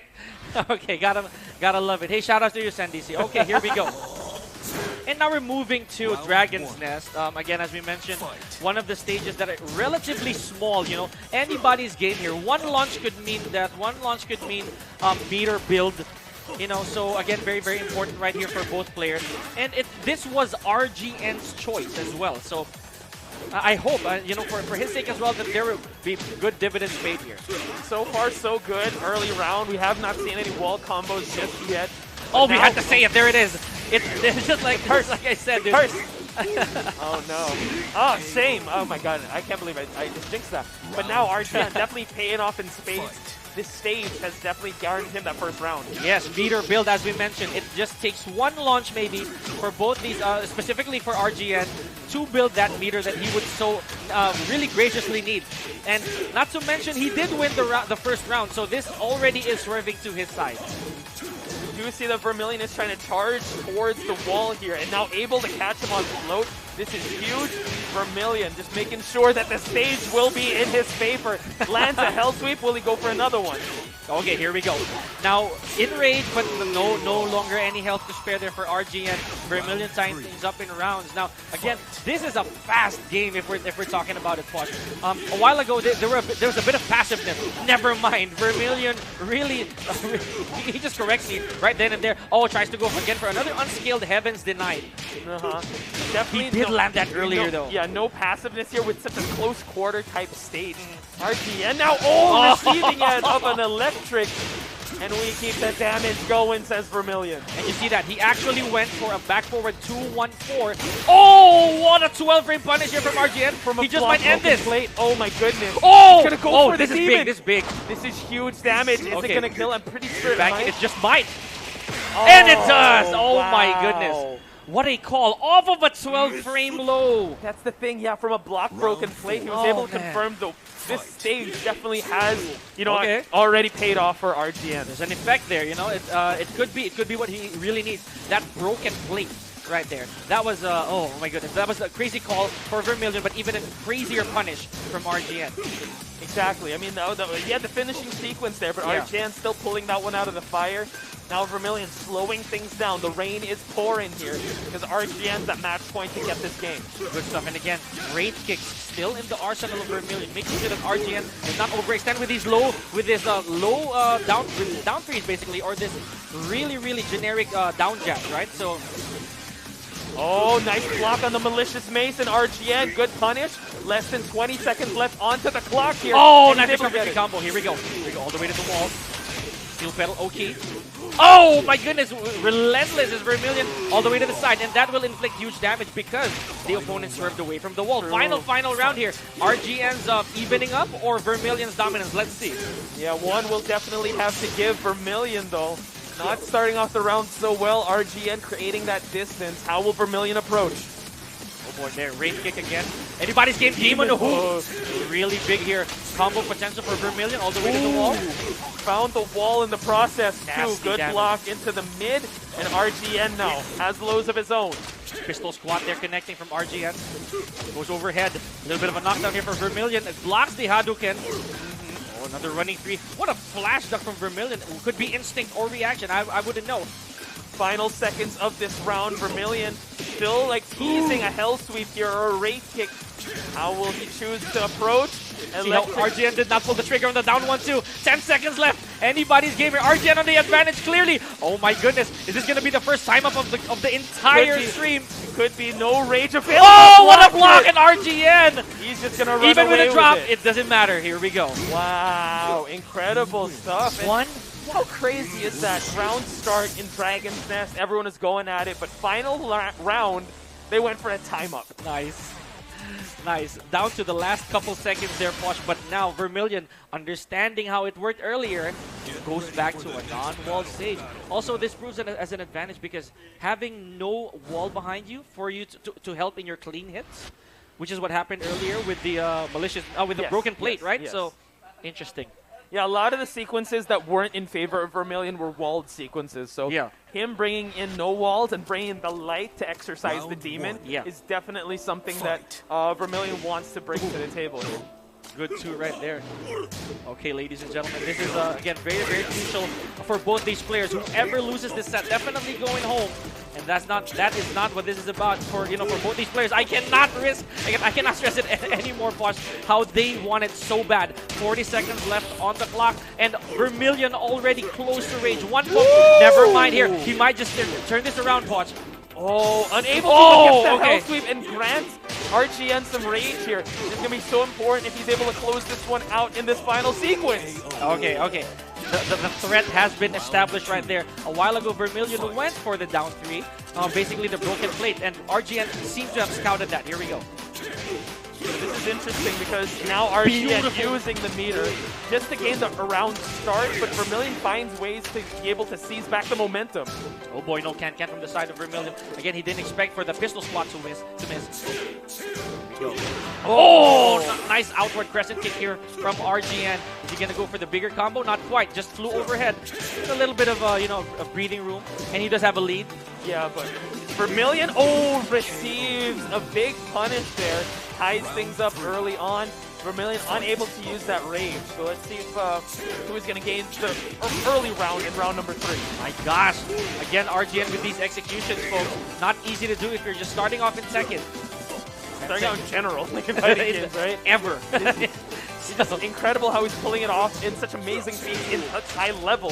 Goes for the Demon Paw, another one. You see those small details where Vermilion would actually just space himself a little bit further from RGN, wait for that whip, and punish him for it. Speaking of waiting for that mistake, there's a hell sweep from Vermilion. Small combo there. Oh my gosh. Straight electrics again here, Pog. Yeah, he's catching RGN at the tail end of it. One more would do it. Just goes for a low, and Vermilion at match point here. But RGN trailing not too far behind. Oh boy. Again, we've seen really close matches like this turning around here, folks. Pistol squat, make that 2. Oh, unfortunate call. Again, Akuma's hurt box definitely coming into play there. Does not go for a Shakunetsu here is RGN. Trying to jab, good cancellation of, well, any attempts of burning that meter. So Vermilion now getting the right read so far. Demon Paw after Demon Paw. Is he going to go for it again? I feel like he wants to go low this time. He does it. I'm guessing too, like just looking at this. Okay, so we did see them go the distance earlier on. Let's see if that'll be the case this round again. Oh my gosh, what a block right there from RGN. Sadly though, he did not have any meter to convert that to a full combo. Not quite. Oh, low wow. demon hoop. Here we go. Now he has a meter. Oh my goodness. Vermilion gets the launch, solidifies himself in the tournament. Round of applause for RGN though, ladies Let's and hear gentlemen. it for RGN, ladies and gentlemen. What a showing. What a showing for the Akuma. And you know what? Those combos you said, not easy to pull off, yet he's still able to do it under pressure. He made it this far. Congratulations to RGN. But we got to give our flowers to Vermilion because he is moving on in this tournament. Still, again, by the skin of his teeth, if I may. You know, Vermilion really was in trouble there, if I can say so myself, but still staying composed as much as possible. And those God Fists, they repelled RGN so much, you know. It also stopped them from getting hit by any down jabs or down threes, making sure that RGN stays at bay. Because without those clean hits, nothing can happen. No combos at all. So good stuff from Vermilion. Yeah, and I'd like to also bring out the Demon Paws that he kept putting out there. Like, coming in, you're like, what, is he going to go mid? Free knockdowns as well. Free knockdowns, and it gets in your head. Is he going to go for it again? He scored like 2 in a row at least. So just incredible stuff on Vermilion's side. And again, we have some highlights as well there from RG, and the fact that he clutched that last game Dude, with a down 3 block of the broken plate. And yeah, that's. I mean, the whole sequence in Dragon's Nest. Yeah. If you guys want to check it out, there is a YouTube. Again, for those interested, it is simulcasted here on Facebook as well as on YouTube. Just search Philippine Esports Organization, and for the VODs today, they are uploaded in the Peso YouTube. Watch that sequence. RGN did amazingly in Dragon's Nest. Okay. Yeah, just again, we want to be able to find the best of the best here, and everyone's got to go through each other. So we want to find just one to represent us. So I believe this is also from the lower bracket. We have Haji versus Coffee Prince. We are starting things off like this, ladies and gentlemen, because we are trimming out the weeds here, if we may. It is a shark-infested waters here. We have Haji versus Coffee Prince, both understanding how they work, former teammates as well. So there's really a lot of player understanding here. It could be that high risk, high reward mentality that Haji will go for, or the fast and quickly type of mentality for Coffee Prince, or they could just change it up entirely. Exactly. And people in the chat already, loving the Tekken action here. We see Legion, Mad Axis as Go Haji. I wonder why. I wonder why. I can't tell by his name who he goes Is it for. character related? Then he clicks Anna Williams. Oh, he deleted his comment. I'm just kidding. Okay, so at this point... Oh, he does pick Anna Williams. Yeah, and Coffee Prince also not going for El Clasico there. Just locks it in with Brian Fury. It did give him quite a momentum, a little bit of confidence boost of facing Jason earlier on. And I have to say, you did mention they were former teammates. Yeah, so this could be a factor that they're able to change things up and mix things up because they know each other. Pretty big, actually, if we think about it. Here we go. And now with Island Paradise, this is again another stage that we want to see who actually makes the better of. Good block. No pirates allowed on this island, man. Brian's here to defend, and now we see that Haji able to find the wall and gets the break, and we see that the sand is white here in Island Paradise. Rather unfortunate, Coffee Prince burns the raise drive right away, and this again not looking very shabby here for Coffee Prince, but nice block on down forward 4. It is a huge risk for Anna Williams. That quick low is actually launcher open, but the kip up gets Coffee Prince. That's round 1 to Haji. Yeah, Coffee Prince with a big exhale there, trying to adjust. Again, Haji's timing. I mean, female character specialist, right? We did see an Anna on stream, courtesy of Braveheart, but more conservative, I heard, on Haji's side. Okay, good stop right there from Coffee Prince off of the forward 1-3. Really big damage here from Coffee Prince's Brian Fury. You saw Haji tried to contest with the Magic 4 as well. It only takes one of those, for Anna to catch up. Exactly. Coffee Prince now seized in the momentum, forcing Haji in uncomfortable situation. Chaos Judgment low. Get that out of here. Race drive. This is probably it, man. This is it. Oh, okay. Haji is just misconstrued that by a little bit. I believe that the blonde bomb would have done the trick, but never mind. Haji had a bit of momentum there. All part of the plan. The hand sweeps are coming out. Coffee Prince seeing sunset. Could this be the sunset of this first game? Haji wants to do so. 3 rounds straight. Very small detail there, Bosch. You saw the combo that Haji did off of the right-handed sweep. That jab to a screw attack for Anna Williams is not easy to do. And Haji took that extra risk if it would mean Coffee Prince would be taken to the wall. For sure. And Coffee Prince now sees in red. Can he seize the momentum? Trooper roll just to get the plus frames and no grab for Haji. If I didn't know any better, that was a rage art attempt from Coffee Prince. I did see Brian flinch there a little, but again, it kind of proved to be less useful in that situation. Oh my goodness! All right, orbital. What a call out there by Coffee Prince. Never say die attitude. Yeah, he's really taking it to Haji at this point. Legacy, man. Legacy skills. They really come into play. Nice 3-3-4 from Coffee Prince all the way to a soccer kick. And again, Brian Fury, he may be slower than Anna, but not to say that he cannot inflict fear and damage all the way to the wall. Okay, Haji goes. Oh, there we go. Gets the taunt. And now Haji trying to go into Chaos Judgment and just inflict some, well, I would say confusion in Coffee Prince on how to approach. Oh, 2-hit combo just for Coffee Prince to take it to final round. Nice Assassin's Dagger attempt there from Haji, but again, Brian Fury. Oh, that was a huge whiff. Good block right there from Haji. Coffee Prince not having any of it and just contesting. Nice Magic 4. Oh, this stage is again, watch, it's huge. I highly doubt either one of these characters can go end to end horizontally. Do you see that small shimmy? He's glitching, going down, just trying to bait any attempt of the 50-50s. But Coffee Prince not biting. 3+4 connect. Kick. There we go. Kick off, and now we're going to try to see the wall for Coffee Prince. I could swear the wall moved by itself. Oh, here we go. Ooh, what a and Coffee Prince backhand. with a slight grin. He understands that, oh, maybe he doesn't expect this to come forward. Okay, good stuff right there from Coffee Prince. The Brian pick. The really Brian paying pick off. has definitely paid off. And like you said, the legacy is starting to come out. You know, the tricks are coming out. Round end orbital, got the charged up back fist, unblockable, and Haji going to, well, the characters that brought him so much success today, going to the Julia Chang, and we're going to jungle outpost 2. Oh my goodness. And this is a small stage for Julia Chang, if I may say so.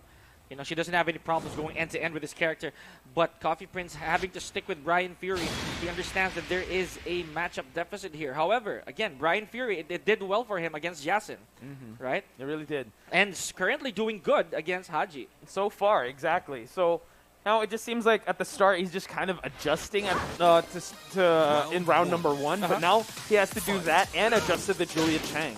What's up here, folks? All right. Oh, there it is. Forward 3. Coffee Prince with a really simple but effective conversion. Takes it to the wall. Lashing arrow. Continues on the offense. Haji now hunting for some party crashers just to, interrupt the momentum of Coffee Prince to not getting him swinging. And we have Marusi over in chat says, unblockable. With a huge A. Big shout out to Maru in the chat, and Coffee Prince. Oh my goodness. Oh, it fails to connect with the Jet Upper as well. Oh, war drum finish for Haji just to get the first round with his Julia Chang. That must have stung for Coffee Prince, you know, not getting that. Oh, but the chopping elbow, okay. Probably retribution here. All the way to the wall, but kind of near. But this is the story of his Brian Fury, man. He gets the first What? round, but my goodness, how did that not hit? Haji able to get the hop kick. Oh, well, Mountain Crusher Okay. for them to So move that's a around. small smirk on Haji's face. What the heck happened? I thought we were going to see a balcony break, but we are going to see the second round go to Coffee Prince. that is the wall god's not listening to you at all. Yeah, not today, my guy. Let's go with the camera gods. Let's just shift it around. And now we see Coffee Prince, though, trying to get back the reins in this matchup, but so far Haji hanging in there. Good block on the 1-2-3 here by Coffee Prince. Goes for a little a mini combo of the down forward 2-3 counter hit. You're gonna see it again. This is what we were talking about with Coffee Prince. You know, it's get it done now or don't get it done at all. Hatchet kick after hatchet kick. Oh wow! Try to interrupt Haji in the process. Coffee Prince has rage. Both of them seething red. Who's gonna pull the trigger first? It seems like it's Coffee Prince, but can he close it out? Oh my goodness, down forward 2-1. Coffee Prince seems to be very comfortable with this type of tempo for a character, you know. The Brian Fury, again, not very fast, but with the heavy hits that count. It looks like it's really working out for him here, Potch. True, he's just outpacing, out-timing, and now great whip punish there onto the bow and arrow. Ooh, rising 4 for Haji, though. Beautiful Gatling guns over here. And again, Haji trying to contest that Magic 4. Goes for a shotgun, and Coffee Prince with a 2-0 sends Haji home. Let's give it up for Haji, ladies and gentlemen. Good stuff for both these players, but Coffee Prince survives again, as you mentioned. I mean, Coffee Prince, you know, very outstanding match, and it seems like the Brian Fury pick has definitely paid off. Outstanding performance for both these players. Haji, I mean, yeah, female character specialist. The Anna didn't work out, the Julian didn't work out. Coffee Prince is just ready with the Brian Fury. Had to scare there for a second, hovering over Akuma, you know, but all right. Haji with the Akuma? What a... That was Top 10 against anime RT, and I betrayals. remember that. Top 10 anime betrayals, man. I got scared. That was funny. That was funny. But again, Brian Fury locked in. It could be the man of the day for him, you know. But again, we're moving back to our winner's side right here, folks. The so far untouchable AK, BBE AK. Poker face, you know, nothing to show, nothing to show. But again, all actions, you know, for this man right here. But he is facing against one of his long-time rivals in tournament. We have Hapon. I would say kind of touchable because I mean AK did switch to the Akuma. Yeah, The Akuma is untouchable. The Scarred, but not wounded. Right? Exactly. The meat shield did its job. The Shikine was able to get a little bit of the momentum away from his adversary and brought out the Akuma. The Akuma is a different story. And I mean, Haji able to bring out the demon in AK, so that's huge stuff. And can I just say, this is a rematch of IESF last year. That's where true. Hapon did take it over AK. So now, will the same type of magic or fireworks continue? This is definitely something that we gotta take note of. You know, upper bracket finals indeed here, ladies and gentlemen. Still the IESF Sibol national team qualifiers, and Hapon bringing forward a slew of characters already earlier. Poch, we've had the Geese and the Eddie. You know, but again, he does have a Leroy. We've seen that as Zafina, maybe even a Noctis every now and then, a Lei Wulong as well. Yeah, that's a wild one. But now, which one is he going to bring out? Because AK, he just shuffles around the Sahin, then the Akuma. And this is, I believe this is a race to 3 now. Yeah, it is. It's winner's final. So whoever wins this is a guaranteed slot in the grand finals. Interesting stuff here, ladies and gentlemen. So again, one of these gentlemen who have already proven time and time again that the tournament is also their, you know, it's their comfort zone, it's their playground. I don't know. At this point, it's a matter of who's better today. True. Because I mean, you can make a case for all the players here, right? But as of today, especially with how high the stakes are, you really have to be like a perfect player to go up against all these killers. Again, all these registrants, not a single one of them you can scoff at, you know, realistically speaking, because they did prepare handsomely for this entire tournament. But Geese Howard seems to be Hapon's flavor, and we are at Arena. This could go either way whenever someone can launch. You know, whether that's Shaheen's God Fist or Geese with a meter, because that'll be very, very scary. Oh, it's terrifying, man. Especially with how, I mean, this stage, right? It's relatively bigger. It's like an extended Dragon's Nest. And either of these guys could just spell doom for each other if they're able to bully against the wall. So now just a feeling out process to start out with Hapon and AK. Here we go. And the main task right here, aside from winning the round for Hapon, is also uphill because he does have to gain meter. If he enters about the second round without a single bar of meter, it'll still be very, very difficult for him. Now, again, PBAK, we know that a while ago he was, again, he was wounded, if we may, but not to say that he has not recomposed himself at this point, Watch. Because no damage inflicted. Oh, there, I was about to say that. Have the clock, and then Hapon just, remember what I was saying? Yes, the circadian wind-up. The circadian rhythm of Hapon to be able to do a lot of damage here. But AK, though, 2 for 2 with the DF2s, and now we see AK putting Hapon in the rage. He was going to go for a wall-to-wall there. Nice stuff. And again, I didn't want to have to be the bearer of bad news, but AK understands how he needs to wind it down. And good stuff. And that's round number 1 with no meter yet. Yeah, that's the interesting thing. You know what? AK denying that from Hapon is it's going to build towards his win condition here come round number 2 because he's not threatening with it. Good stuff. Okay, here we go. And Hapon, again, understanding that he has to do something. AK with the low parry. This is going to be big chunks of meter built right here for Hapon. But is it going to be enough? Is it going to sound? There it is. And so, yeah, the double Scorpions did get him a sizable lead, but Hapon does have that rage. Oh, sorry, that max meter to use. Soon enough. Oh, wow, gets the mid check there. And Hapon taking it back to the center of the stage and pushing AK to the wall. Good Geese God kick right there, Watch. Now let's see if Hapon will utilize that meter. Again, it just takes one mistake for anybody facing Geese for them to be in absolute world of hurt. 15 seconds. Oh, what a duck and Rising Hawk here, Watch. But drops the combo. Unable to get it final seconds. They're really taking things down to the wire. Hapon also obliged to get rage, follow it up, and now 4 seconds left. Runs into a low. AK gets round number 2. Oh boy. And again, this is a long, short set here, folks. We have a best 3 of 5 for the upper bracket finals.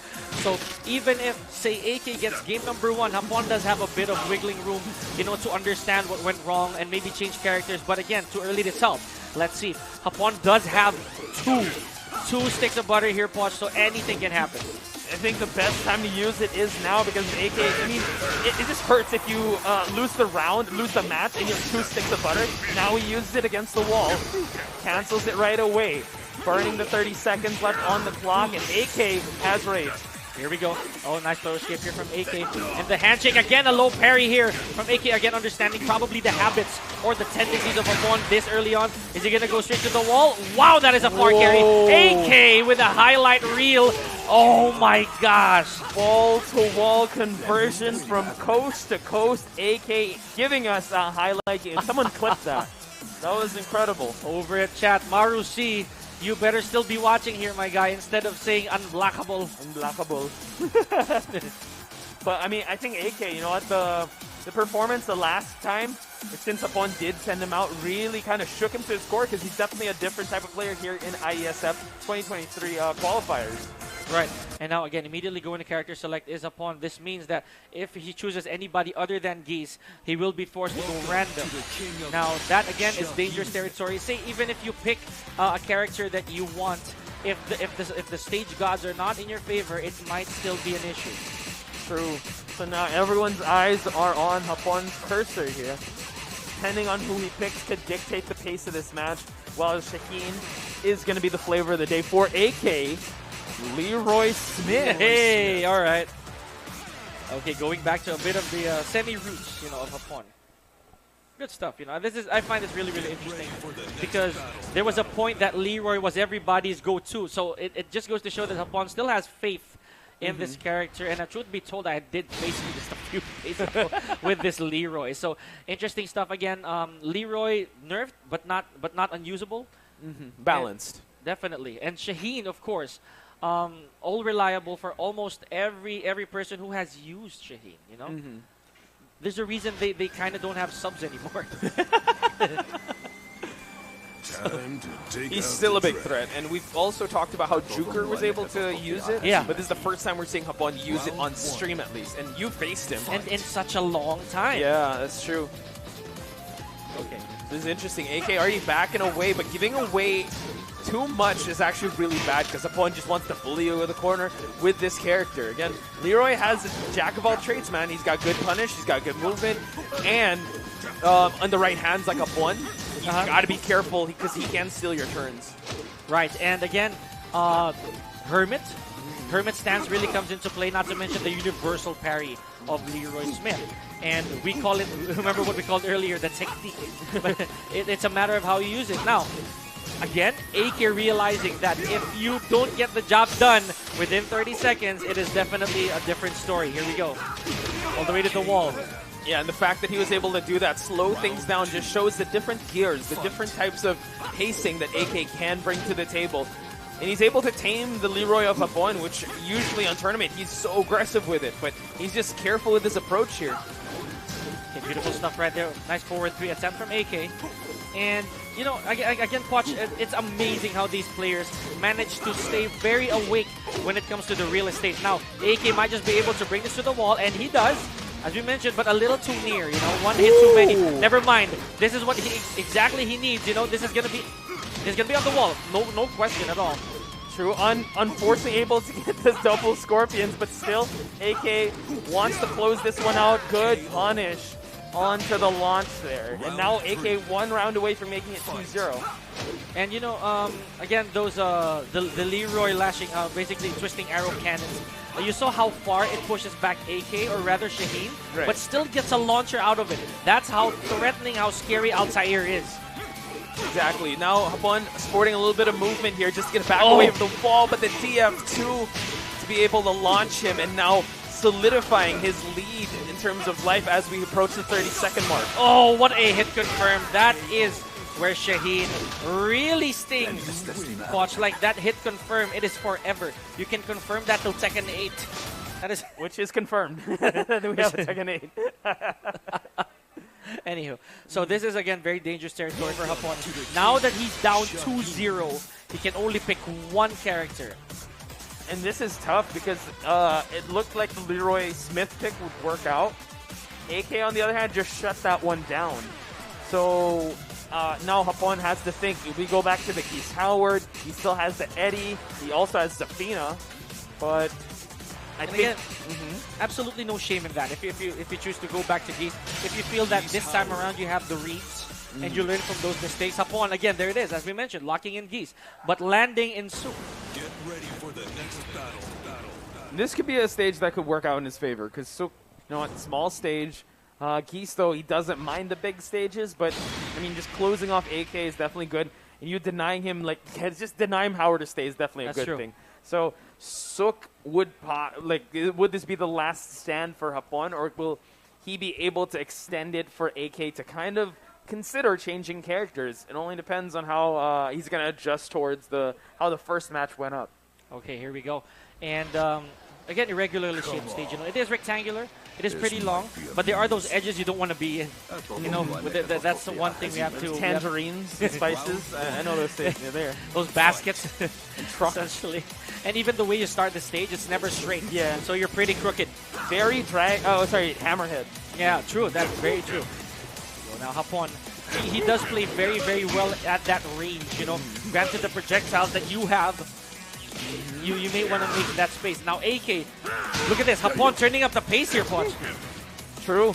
AK now is actually in a big life deficit. He is working to try to make a comeback here. So Hapon, in that time he was thinking, might have changed up the rhythm he had because it is less than 30 seconds left, but he is the one dealing with the damage here. Beautiful stuff. Nice back one attempt here from AK. Just trying to slow down Hapon. There it is. Air slash. Gets that natural combo in. Now Hapon takes round number 1. Good adjustment of pace here, Coach. I would dare say. Yeah, and not just that, he's also gained a meter coming to round 2, so he's building that momentum. AK, though, gets a launch to find the wall as well. Couldn't get the conversion he wanted. Finishes the silent flow. Who does that? Anyways, AK, of course, with that absolute confidence. AK does that. He does that. Okay, here we go. Tying in rounds here, Poch. And again, catching Hapon's defense off guard. It's still part of the game, so we gotta acknowledge that. Here we go. And now AK literally punching back when it's... Oh my gosh, it's gonna be huge. Nice meter activation. Yeah, speaking of punching back, Hapon able to get a huge combo lead there.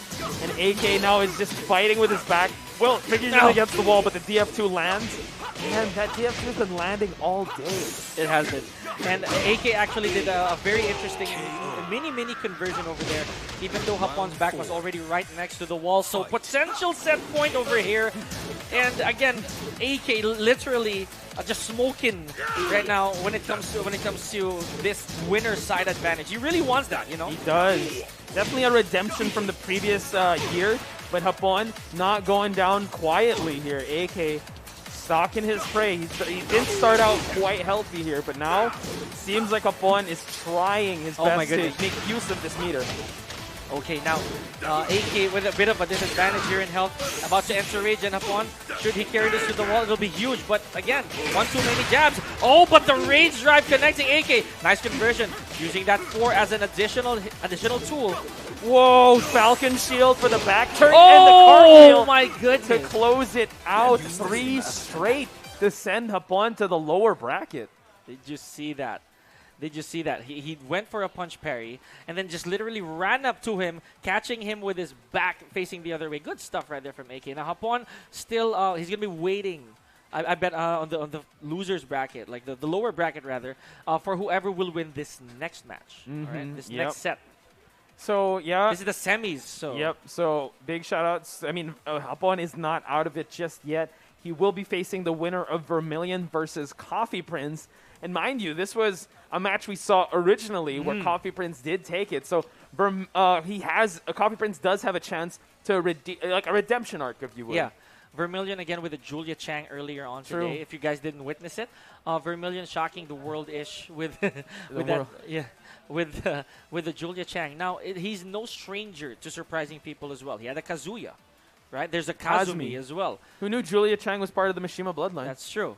And again, the choices of Vermilion being again incognito for quite a bit, that really catches people off guard. With his legacy skills still intact, definitely not something to to turn away from. True. So now which one will he be bringing out? Because Coffee Prince has his Brian Fury all warmed up. And I would say Coffee Prince is a much more dangerous player when he's he's all warmed up with that Brian Fury. He's like, He is. we're those boxers that they need to get hit a couple times for them to get back and fight. Again, it's style first style here, I would say. Vermilion has a very distinct rhythm to him, whereas Coffee Prince, while he does, it is mostly that that legacy aggression that brings him forth. You know, the ones like that one round he did with Jason after having a huge life lead, just poking, just making his way in. Welcome to the King of Iron Fist Tournament 7. Oh, here we go, ladies and gents. Oh, really? He's in the Heihachi? Because why wouldn't he? Don't play with my heart now, but Coffee Prince, again, going with... I mean, he has the Steve Fox. He also has the Leroy. Yep. The Leroy didn't quite work out. The Steve Fox didn't work out. But he also has the Brian Fury, who has been getting him a lot of wins lately. Interesting choice here. I'll say so. All right. Oh wow! Look at the placement. The way that Vermilion's buttons are placed right now. That is amazing. All right. Okay. Gotta love it. Okay. That's interesting. Interesting layout. Okay. So it seems like Coffee Prince is hovering over the Brian Fury. Vermilion is was on the Heihachi, but Coffee Prince on the Brian Fury. But who knows? Maybe he might make a deal with Julia Chang. If it isn't broken, no need to fix. That's true. That is very true. So here we have it, ladies and gentlemen. This is the losers semi. Still a race to 2. So Vermilion and Coffee Prince are still trying to fight for their tournament lives. Whoever is going to be winning here will be going up against Hapon. So Hapon's still waiting in the wings, waiting for his next opponent. Both these players trying to get in the zone as we speak. All right. And Hammerhead, we haven't seen this. First time in a long time. Oh my gosh. So we had to jinx that. We had to actually jinx this irregularly shaped, unsettling stage at times, you know, because each round has a night-day differential, you know. So the moment you get to the middle of your matches, you're going to start seeing the afternoon sunlight all the way to nighttime. Oh my God, did you see that? He went for a twisting arrow cannon right away. He did, and also the double knees. Good trade for both sides, just giving each other just a taste of what they have to offer. But now, Coffee Prince, again, he needs to play the distance game because Julia will chase you down with those party crashers and give him time to set up with the chopping elbow, which Coffee Prince is able to land. Here, is there going to be a taunt mix-up? Not quite. Look at that. Went straight to a hatchet kick. Oh my goodness, he hesitated a little bit there. Nice 4-3 off of the taunt. Definitely blocked. Now Coffee Prince working with a big lead, chops away at the legs, gets the first round. Vermilion. Full days here to see. Oh my God, really? Right into a knee. All right. Oh my goodness, and I was about to say that isn't it really unusual or really a sight to see that Coffee Prince actually goes for the smaller things as a Brian Fury. He understands that folks still matter. Even though you can hit heavy, those little things will still come into fruition if you're patient enough to use them. Speaking of coming into fruition, that Northern Cross, yeah. That Northern Cross, real big counter hit there for Vermilion. Speaking of big comeback on the side of Vermilion as we get to the 30-second mark. Another generic low. Yeah, this is the understanding, the legacy understanding that Coffee Prince has. What an amazing sequence, but Coffee Prince just crashing the party literally and figuratively away from him. Coffee Prince getting that orbital. Oh, good attempt right there from Coffee Prince to actually go wall to wall to wall. Okay, so with his back against the wall, does not go for QCB 2-4. Coffee Prince not pulling the trigger just yet. Gotta be super careful here now. And again, this is a fast center scene right now, Watch. And we didn't want to jinx it, but this is kind of like the rhythm that Coffee Prince seems to be very comfortable with, right? Oh, but a duck onto the high. I can tell it's fast when I'm running out of breath, Pika, and I'm gasping for it as we speak. Vermilion needs to slow this pace down and play at his pace, trying to go for the mad axis grab there, but Coffee Prince gets hit. All right, here we go. Oh, nice down 4-2-3. Not a counter hit, however, so Coffee Prince gets spared the juggle there. Gets spared the combo. Look at this. With just a few hits, notice how they traveled all like halfway across the stage. Because this part of Hammerhead is kind of easy to go to, but when you're horizontal, it's almost impossible. Almost no one can. Yep. Once you see the garage at Hammerhead, you see the chocobos, you're like, okay, someone's gonna get walled here. But Coffee Prince though, what a duck! Oh my God, what a duck and punish! Coffee Prince has adjusted accordingly to Vermilion's Julia Chang. You know, I dare say, okay, like Vermilion now choosing whether to rematch, whether to go to a character or a stage. Let's see. We've seen a lot of those happen today. Just go straight to rematch. Does not want that brain. Maybe overthinking. Not wanna don't wanna have to recalculate what doesn't need to be changed that much. Now, this is again what I was trying to say earlier, Posh. This man right here with the gray hair may have whispered a little bit to Coffee Prince. Why don't you try me out today? So the silvered hair devil, silver hair savior. some very cringy. But he seems like he took some time to readjust and kind of find his bearings, find his center. Still sticking to the Julia Chang. It has worked out in the past, but against the Brian Fury, not quite. So he's going to try his luck again here. We go, continue, full string right there from Vermilion. Okay, here we go. That's a really interesting choice. Now, again, oppressive. That is what Julia Chang is about. And the thing is, really, really fast. Way faster than Brian Fury can ever be. Here we go. But nice attempt at a conversion here from Vermilion. See, the thing is here with Coffee Prince, he's trying to outpace him. He's trying to just beat him to the punch. Yeah. And the thing is, he takes wind up, and now he gets a big counter hit. Introducing Vermilion to the side splat. Trying to go for a taunt setup there, but Vermilion needs to find his openings. Needs to pick his shots and get his 50-50 game going. Okay, here we go. Now, with that knockdown, Vermilion does get a bit of advantage. Oh, wow! A delay on the shotgun, but pays the price for it. Vermilion. Good call out there by Coffee Prince. And Coffee Prince, I mean, he's on fire as we speak. There's Brian Fury. It's definitely, well, I would say a diesel start, but all gas and no brakes for Vermilion, for Coffee Prince at this point. Here we go. Again, Party Crasher doing his job. Oh, and again, another duck. And you see how Coffee Prince does not even flinch. He just really sees whenever the Party Crasher, that extension comes out. Here we go. Vermilion now does have rage. Coffee Prince has to be careful. One more low to close it out. Nothing flashy. Shades of the previous round. Coffee Prince up by 2. And I believe this is still a best 2 out of 3. So this is really crucial grounds here for Vermilion. He has to either tie this up or Coffee Prince is literally going to run away with this.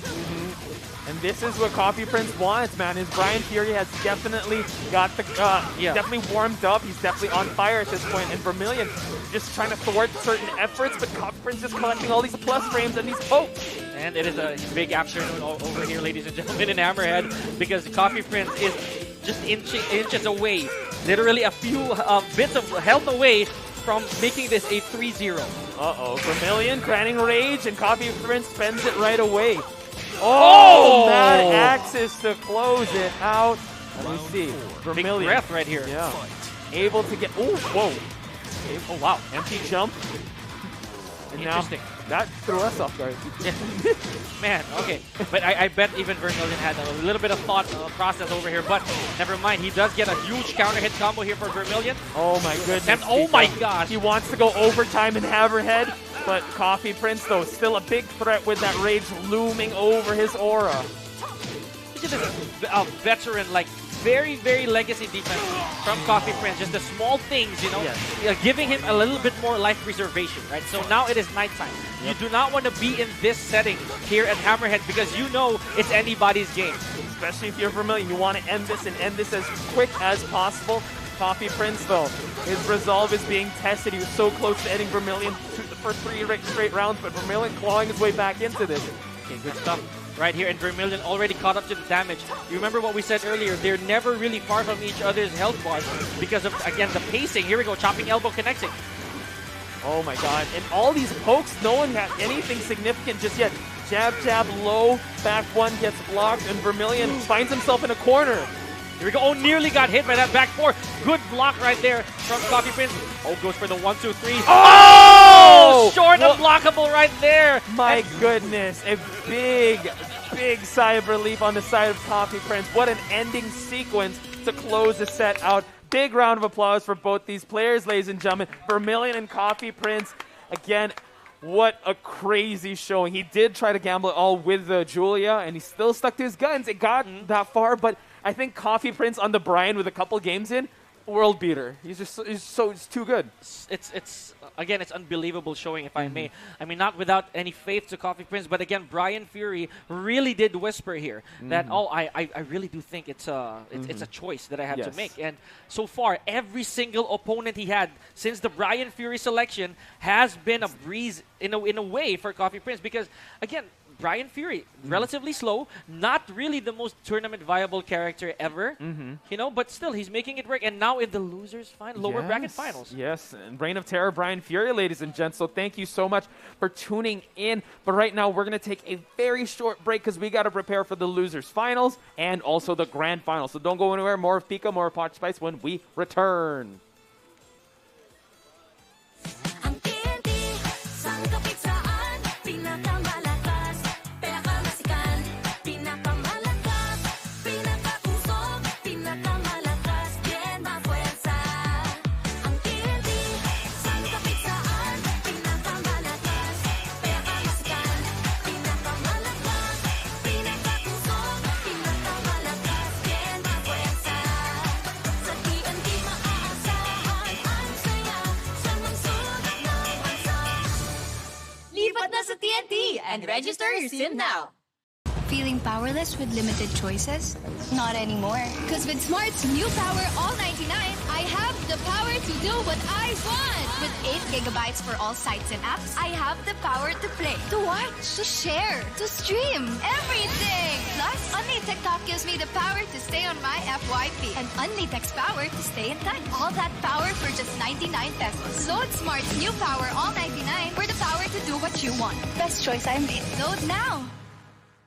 Did you know that you can switch networks but still keep your number? Now you can go with the Philippines' fastest and best mobile network. All it takes are 3 easy steps. First, secure your unique subscriber code from your current provider. Visit our website or any smart store near you. Lastly, activate your smart MNP SIM and you're ready to go. Unleash the power of the Philippines' best mobile network. Switch to the power of smart.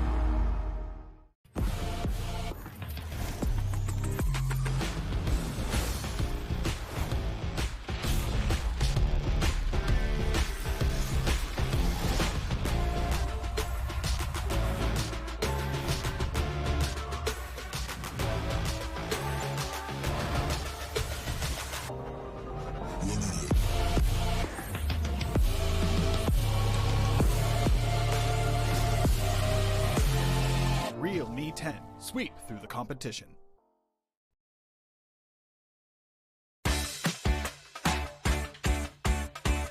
Saan ka man sa Pinas, ang signal ng TNT, pinakamalakas. Ang TNT, saan kapit saan, pinakamalakas, pinakamasikan, pinakamalakas, pinakausok, pinakamalakas, bien mafuerza. Ang TNT, saan kapit saan, pinakamalakas, pinakamasikan, pinakamalakas, pinakausok, pinakamalakas, bien mafuerza. Sa TNT maaasahan ang saya, sa magsulat ng bansa. Lipat na sa TNT and register your sim now. Feeling powerless with limited choices? Not anymore. Because with Smart's new Power All 99, I have the power to do what I want. With 8 gigabytes for all sites and apps, I have the power to play, to watch, to share, to stream, everything. Plus, Only TikTok gives me the power to stay on my FYP. And Only Text power to stay in touch. All that power for just 99 pesos. Load Smart's new Power All 99 for the power to do what you want. Best choice I made. Load now.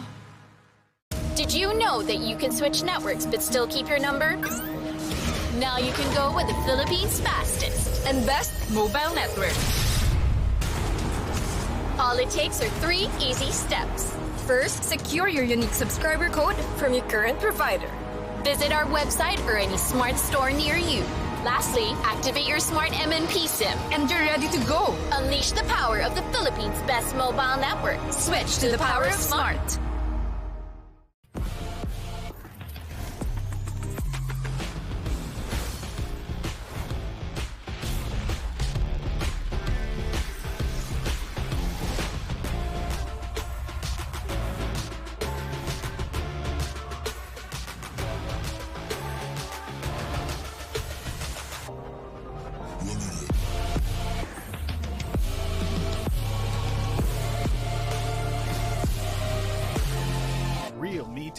sweep through the competition.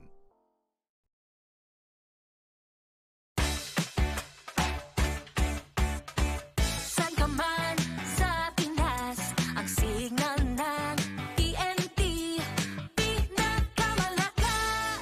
Ang TNT, saan kapit saan, pinakamalakas. Pinakamasikan, pinakamalakas. Pinakakusog, pinakamalakas. Bien mafuerza. Ang TNT, saan kapit saan, pinakamalakas. Pinakamasikan, pinakamalakas. Pinakakusog, pinakamalakas. Bien mafuerza. Sa TNT maaasahan ang saya sa lungsod ng bansa. Lipat na sa TNT and register your SIM now. Feeling powerless with limited choices? Not anymore. Because with Smart's new Power All 99, I have the power to do what I want. With 8 gigabytes for all sites and apps, I have the power to play, to watch, to share, to stream, everything. Plus, Unlitex Talk gives me the power to stay on my FYP and Unlitex Power to stay in touch. All that power for just 99 pesos. Load Smart's new Power All 99 for the power to do what you want. Best choice I made. Load now. Did you know that you can switch networks but still keep your number? Now you can go with the Philippines' fastest and best mobile network. All it takes are 3 easy steps. First, secure your unique subscriber code from your current provider. Visit our website or any smart store near you. Lastly, activate your smart MNP SIM and you're ready to go. Unleash the power of the Philippines' best mobile network. Switch to the power of smart.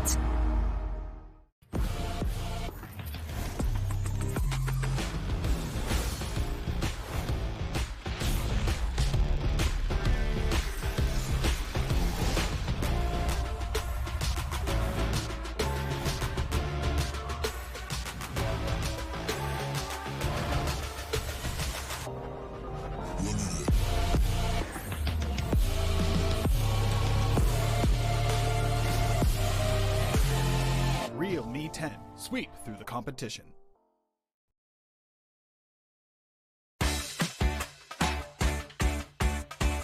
Saan ka man sa Pinas, ang signal ng TNT pinakamalakas. Ang TNT, saan kapit saan, pinakamalakas. Pinakamasikan, pinakamalakas. Pinakakusog, pinakamalakas. Bien mafuerza. Ang TNT, saan kapit saan, pinakamalakas. Pinakamasikan, pinakamalakas. Pinakakusog, pinakamalakas. Bien mafuerza. Sa TNT maaasahan ang saya sa lungsod ng bansa. Lipat na sa TNT and register your SIM now. Feeling powerless with limited choices? Not anymore. Because with Smart's new Power All 99, I have the power to do what I want. With 8 gigabytes for all sites and apps, I have the power to play, to watch, to share, to stream, everything. Plus, Unlitex Talk gives me the power to stay on my FYP and Unlitex Power to stay in touch. All that power for just 99 pesos. Load Smart's new Power All 99 for the power to do what you want. Best choice I made. Load now. Did you know that you can switch networks but still keep your number? Now you can go with the Philippines' fastest and best mobile network. All it takes are 3 easy steps. First, secure your unique subscriber code from your current provider. Visit our website or any smart store near you. Lastly, activate your smart MNP SIM and you're ready to go. Unleash the power of the Philippines' best mobile network. Switch to the power of smart.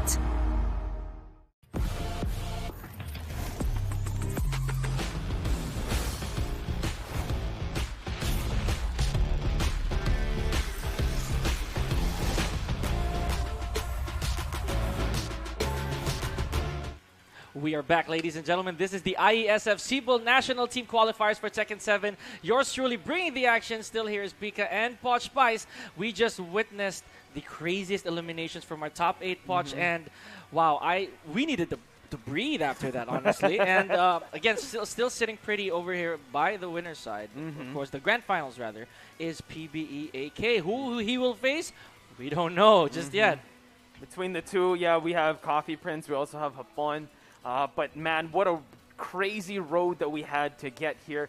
And speaking of which, we just have to give our thanks because this IESF Sibol national team qualifier is powered by Smart. So sa mga hindi naman nakakaalam sa mga kaibigan natin dito sa Philippines, ang PESO or the Philippine Esports Organization ay ang National Sports Association para sa esports. So everything esports related, silang may hawak niyan. They want to run the industry as smoothly, as happily, as productively as possible, and they're accredited by the Philippine Olympic Committee. So yung Team Sibol natin, sila na din ang may hawak niyan, thus the tournament. Now, yung PESO kasi, this is non-stock, this is non-profit, so it's really for everybody who's really invested in esports, and they are run by the big players like Tier 1, like Bren Esports, Garrett Concepts, Mineski Global, TNC, and many, many more.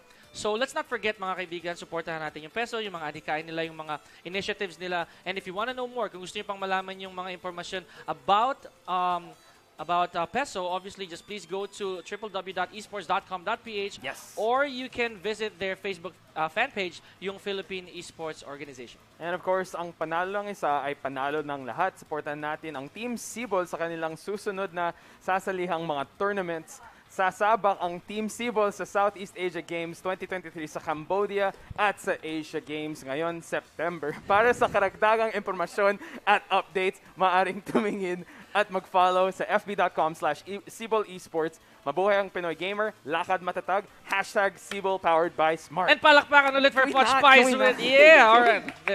Siyempre, #sasabak. Yeah, that should be mine. It definitely is. It's your word of the day. I'm waiting for your story when you do that. Anyway, ladies and gentlemen, we are now in the lower bracket finals here, wherein we have Hapon versus Coffee Prince, and not their first rodeo, I suppose. So this is a best of 3 of 5. So whoever gets 3 wins here is definitely advancing to the grand finals. And on the other hand, obviously on the flip side, the loser goes home. Yeah, and considering what the winner of this match will get, a dance with that guy, AK, like that's another final boss that you have to go after. But right now, they have these two have definitely faced each other. They've been in the same teams as well. They've sparred countless of times. But I'm pretty sure Geese Howard versus Brian Fury might be the mix. Okay. Oh my gosh, okay. And they do know like who their hot picks today are. You know, like True. these are the main course men, you know, if I may. So Brian Fury, we've seen it again since he picked this character. Coffee Prince has been on a steamroll as a Brian Fury. Now, however, Hapon, there were a few hiccups for him, getting to this part into the tournament. But again, Geese not showing anything, not showing anything less of spectacular, Poch. So let's hear it, ladies and gentlemen. This is the lower bracket finals. Let's hear it for Hapon and Coffee Prince. This is intense already as it can get. And back to Duomo de Serio we go, Poch. Yep, Coffee Prince has looked so outstanding with this Brian Fury. Hapon on this Geese has done a lot of damage in this tournament, has sent a lot of people home with this Geese. But now they're going to face each other and see how things go out. Nice block onto the eagle swipe there, but no break on the throw for Coffee Prince. You know, this is a very big dilemma here, Poch, whether I would like the gold or silver here. but half and half. Go half and half. Jokes aside, however, ladies and gentlemen, 20 seconds spent, and this is what we were talking about. These two are the men we were pointing out earlier who runs on clocks for the most part. So let's see who will break the norm, who will crack the code here first. True, and it was AK that actually put that stop on Hapon's timer, but Coffee Prince, I would have to say round 1 kind of is a feel-out process. You have to get hit a couple times to understand the matchup, and that's what he's doing so far. A good read right there on the reversal here, and Coffee Prince taking Hapon to the wall. Look at that carry, and that damage, obviously. What a jet upper here from Coffee Prince. He knows that Hapon's back will be pinned against the wall. Nice 4-3 off of that taunt block. Beautiful sequence by Coffee Prince. Yeah, usually his first round with Brian Fury, it's a feeler round. And now you saw how he was able to, get the momentum back. Good sequence by Coffee Prince, putting Hapon in rough waters. And this is a very unusual take, on the side of Coffee Prince. He's actually very, very sharp when it comes to throw escape. But Hapon manages to land a couple of throws, and speaking of not landing, I cannot believe that conversion did not work. I don't know, maybe a misinput on the side of Hapon. Could have been. Like, my life was flashing before my eyes, but now Hapon has to be able to use the max mode, but Coffee Prince cancels it out and gives Hapon rage in the process. Let's see if who's going to spend it first or who's going to be able to blink first. Oh, man. A little too negative on the frames. It does not permit Hapon to intercept with a down jab. Good attempt, though. You know, that's the fastest move he could have thrown out there.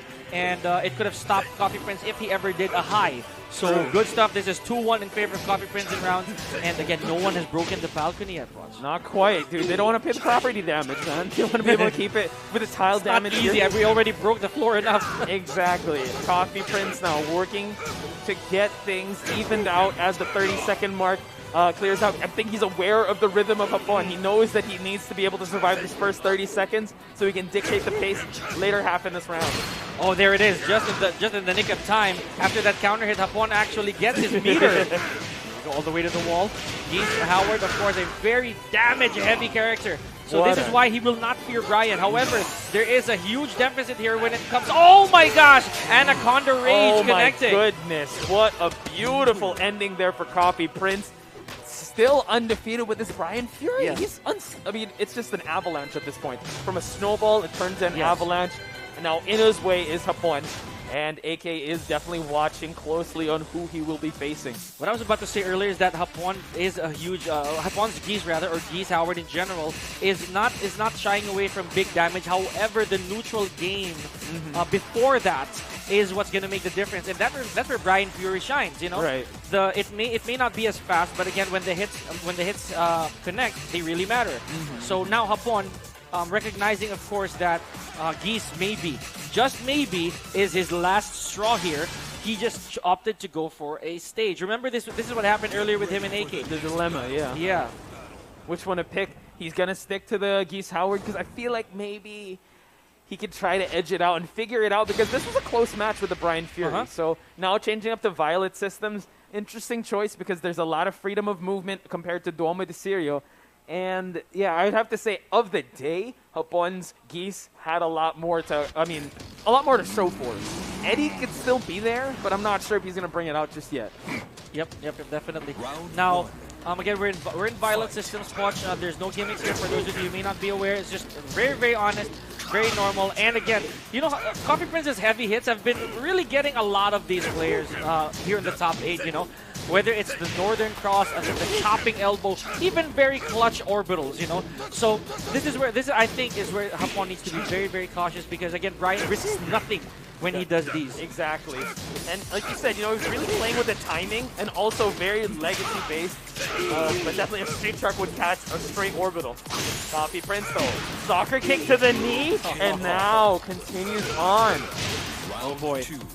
So again, I think we're back on the clock here, Watch. It's one of those games. You know, they know the rhythm, but they know the mental fortitude when the clock is being wound down here. Definitely the resolve of both these men would be tested. He's already got a meter to spend. Hapon has yet to be as successful in spending that meter up against Coffee Prince, since most of these hits and most of the success have been through just combo damage or big good punch from Coffee Prince. Very good, nice duck on the air slash, all the way to the wall, big damage. Oh, but Coffee Prince really botches the ender. Really unusual there. Okay. Still got the damage done, but Hapon, side kick again. 3+4 to the sidewall. Still got enough damage for Coffee Prince to capitalize. Unbelievable. Coffee Prince now in potential win number 2 here. Should he be able to close this out fast? Oh, there it is, down forward 1-4. Hapon using that passive threat. All the way to the wall he goes, and he still has 1 meter here, Watch. So what's the O-key? Watch out. Okay. Ooh, Coffee Prince contestant there. Nice escape onto the throw. Good punish on the Jaken, but now has 2 meters, and Hapon's got a lot of life to spend. Oh, did not launch a huge duck right there for Hapon. No matter, he does have a life lead here still, Watch. So that throw was very crucial. If Coffee Prince did not break that, he would be put in a very bad position. Again, heavy side kick. And now sidewall doesn't matter. He's going to try to continue the combo. Oh my goodness. Wow. Literally kickboxing over here from Coffee Prince. Definitely ringing the bell after that. And yeah, Brian Fury continues to tee off up against Geese Howard. And now the character select. So this is a huge mountain to climb for Hapon. Not only does he have to go up against Coffee Prince, the character he has to pick has to stick with it. Coffee Prince's Brian has been unstoppable as of late. Again, the machine that he is, you know, Brian Fury. This has, I think, blended well with how Coffee Prince plays today. Oh! Oh my goodness, okay. Hey, this is a lore match from Tekken 3, I believe? Most likely around Tekken 3, yeah, that's right. He's hunting him down. So Brian Fury versus Lei Wulong, Action Man versus the Bionic Man. So let's get things going. And now landing on Forgotten Realm, you know, anybody's stage here. I mean, I would dare say that it would favor Brian Fury, but again, we don't know what Hapon knows at this point. Maybe he's done a lot of the homeworks. Lei Wulong, again, he's very, very unorthodox, so this just might contradict the You need a college degree just to make this character. Oh, that's with true. how many stances he has. Heavy And memory, like really. exactly. So the thing is also with Hapon, right? You know, we know his execution is bar none, but the mentality to use this character and just to effectively use it as well. I think that's what he wants, the unpredictability. Since Coffee Prince, he can't figure out the rhythm. So he's going to try to throw him off with Lei Wulong's options. And it's safe to say that this might be a huge mental blow here for Hapon. Granted that his system got so used to being beast the entirety of the top 8, and even before that, what the heck, ladies and gentlemen, the 1-8 call. The best hop kicks of the game. Oh my goodness. Who said Lei doesn't have a hop kick? All right, and look at who says he doesn't have damage as well. Look at that. But here's the irony. Hapon has to stick with Lei Wulong the whole entire time. That's the thing. You can play Lei Wulong differently in every freaking round, but now, No oh my way! goodness! Coffee Prince is gonna run away with this. Prince! Oh my goodness, ladies and gentlemen. Able to get that. But now we see Hapon just shrugging it off. He has the right formula here. He wants to go unorthodox with the Lei Wulong. Despite the odds stacked against him that round, Coffee Prince definitely held his ground. He hung in there, man. Like, oh my goodness. Okay, here we go. Tried to convert off of that float, but a little too late. Upon intercepting that 1-2-3. Oh. But Hapon eating a sizable chunk of damage here. My and gosh. also a floor break, Pika. This is huge. This is big for Coffee Prince. And again, dangerous grounds. Oh, the crane kick is going to be huge. And Hapon with a rage art. Okay, definitely closing this out. And Hapon, this is the breath of fresh air that he needs after that intense pressure. I would say he's definitely returning the favor of the first round because that sequence, and you saw the signature unblockable that Coffee Prince was going to go for, but Hapon, I got you there, sir. So 1 round apiece. Literally went Daniel's son over there. Went for that kick, all or nothing. Here we go. All the way to the wall, running one. Oh no, not quite. Goes for 4-4-3-4. Woo! Drunken Master style. Drunken Let's throw, go. here we go. Big combo. Okay, did not go for the ender just yet. Wanted momentum here. Oh my goodness, Coffee Prince now working with some rage and steps on the toes. Hapon on the board for 2. You know, Lei Wulong's buff, that forward 2 is a 12-frame mid that has really, really good range. So the pokes basically for Hapon, or rather for Lei Wulong, is no longer not favoring it. Right. Yeah, and we talked about back turn characters at the start. Lei Wulong has his own arsenal of back turn, and Coffee Prince is playing catch up here. Oh, what a punch parry. Okay, good call here from Coffee Prince. But now in red. Good stop there from... Oh my gosh! God. Like this, Coffee Prince taking it to a final round. My goodness. Look at him, unflinched, unscathed here. He feels the hunger. Nice while standing 3 here. And again, look at the sense of awareness from Hapon. He knows he cannot take that turn. There's the forward 2 I was talking about.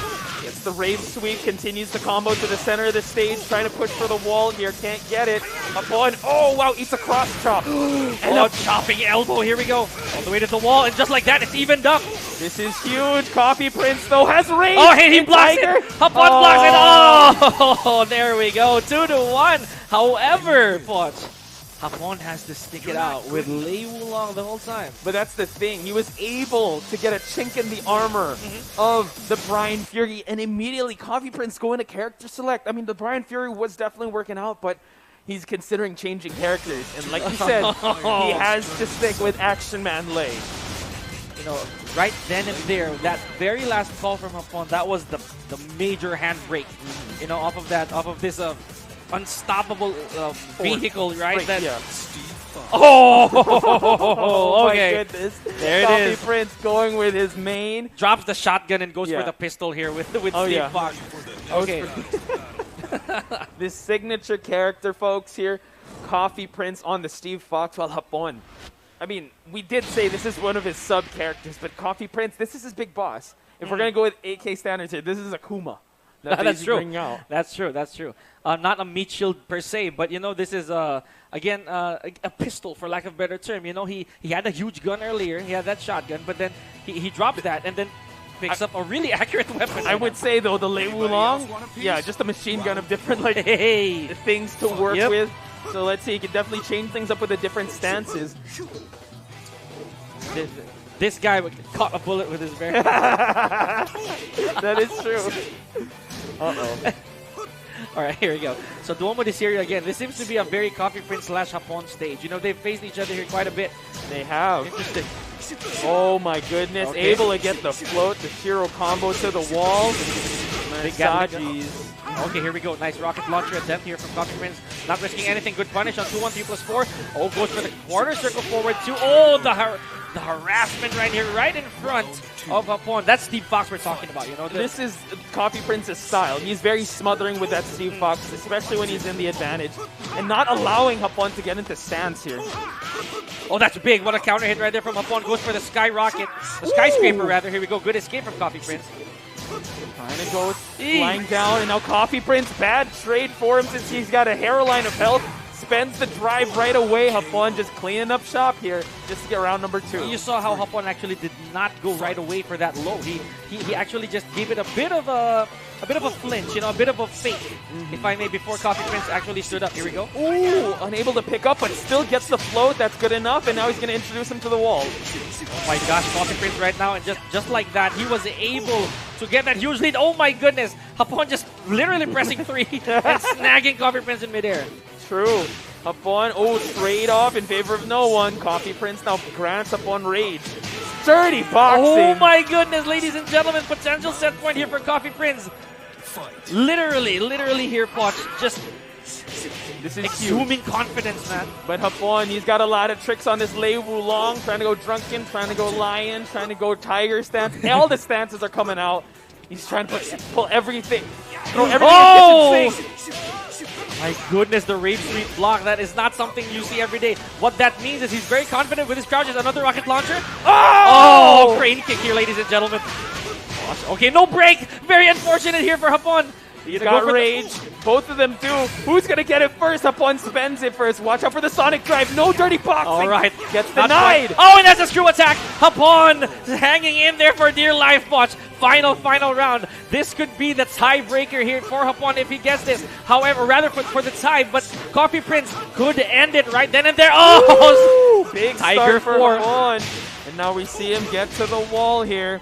What's going to happen? Drunken low. And Coffee Prince has a big comeback on his hands. My goodness, he does have access to the... Oh, there it is! I was about to say that. The proper punish here from Coffee Prince might just do the trick. Gatling gun. Oh, and then just check out that health. So really much damage. Slither away. Oh my god, granting up on range. Hapon trying to go for it. Sonic away. Oh! One more would do it for either of these men. Oh! It's a 2-2, Pika. Oh, man. Geese Howard can sit pretty right now because Lei Wulong is taking the wheel. Exactly. Going straight for the rematch. We're not getting any breathers here, ladies and gentlemen. Coffee Prince, so close. Hapon, my goodness, this is his Brian Fury. Exactly. Apparently, it's Lei Wulong. And just introducing that much options could stifle the best players. And Coffee Prince has to must figure be something out. thinking right now, you know, having come from a 2-0 lead, right now Coffee Prince has to reformulate. And in this case, Hapon, we've seen him do this before when he did face RGN. True. And who knew it was going to be Lei Wulong rage sweep? And my goodness, it's going to be a perfect, but no. Okay, Coffee Prince denies it. Let's go. Okay, here we go. Here we go. Round 2. Oh, what is going on? Just a technical pause here, ladies and gentlemen. We do. All right. All Yeah, right. just basically it's a plug in unplug situation. Okay, just a bit of hardware, fix. That gives me some time to actually just breathe. Like, I'll be Yeah, honest. you know, we're thankful. We're thankful for that. A little bit. Yeah, a little bit. It's just an on and off, yeah. All right.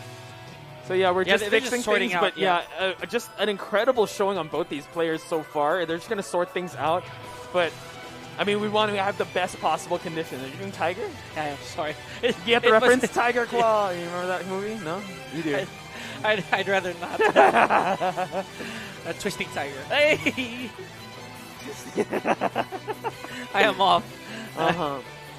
Where'd you learn that? But can I just say that this is the most diverse character roster we've seen. From these two as well. These two, yeah. And what a top 8.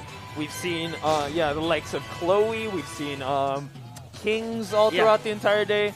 Here alone, Asuka's as well. Asuka's Marduk's. Exactly. Yeah. So I feel like we're gonna restart things.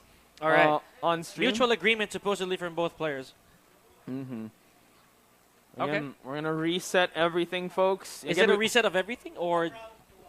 One up. Okay. Round number 2 does not fall to anybody. So Hapon gets 1 round here, folks. So if you see something pretty unusual, it is just we're basically restarting the round, that round, just so we could get to up until where Coffee Prince had a small technical malfunction. Exactly. So this round goes to Hapon, and we're gonna start things off in round number 2. So we're back in business here, folks. This is it, folks.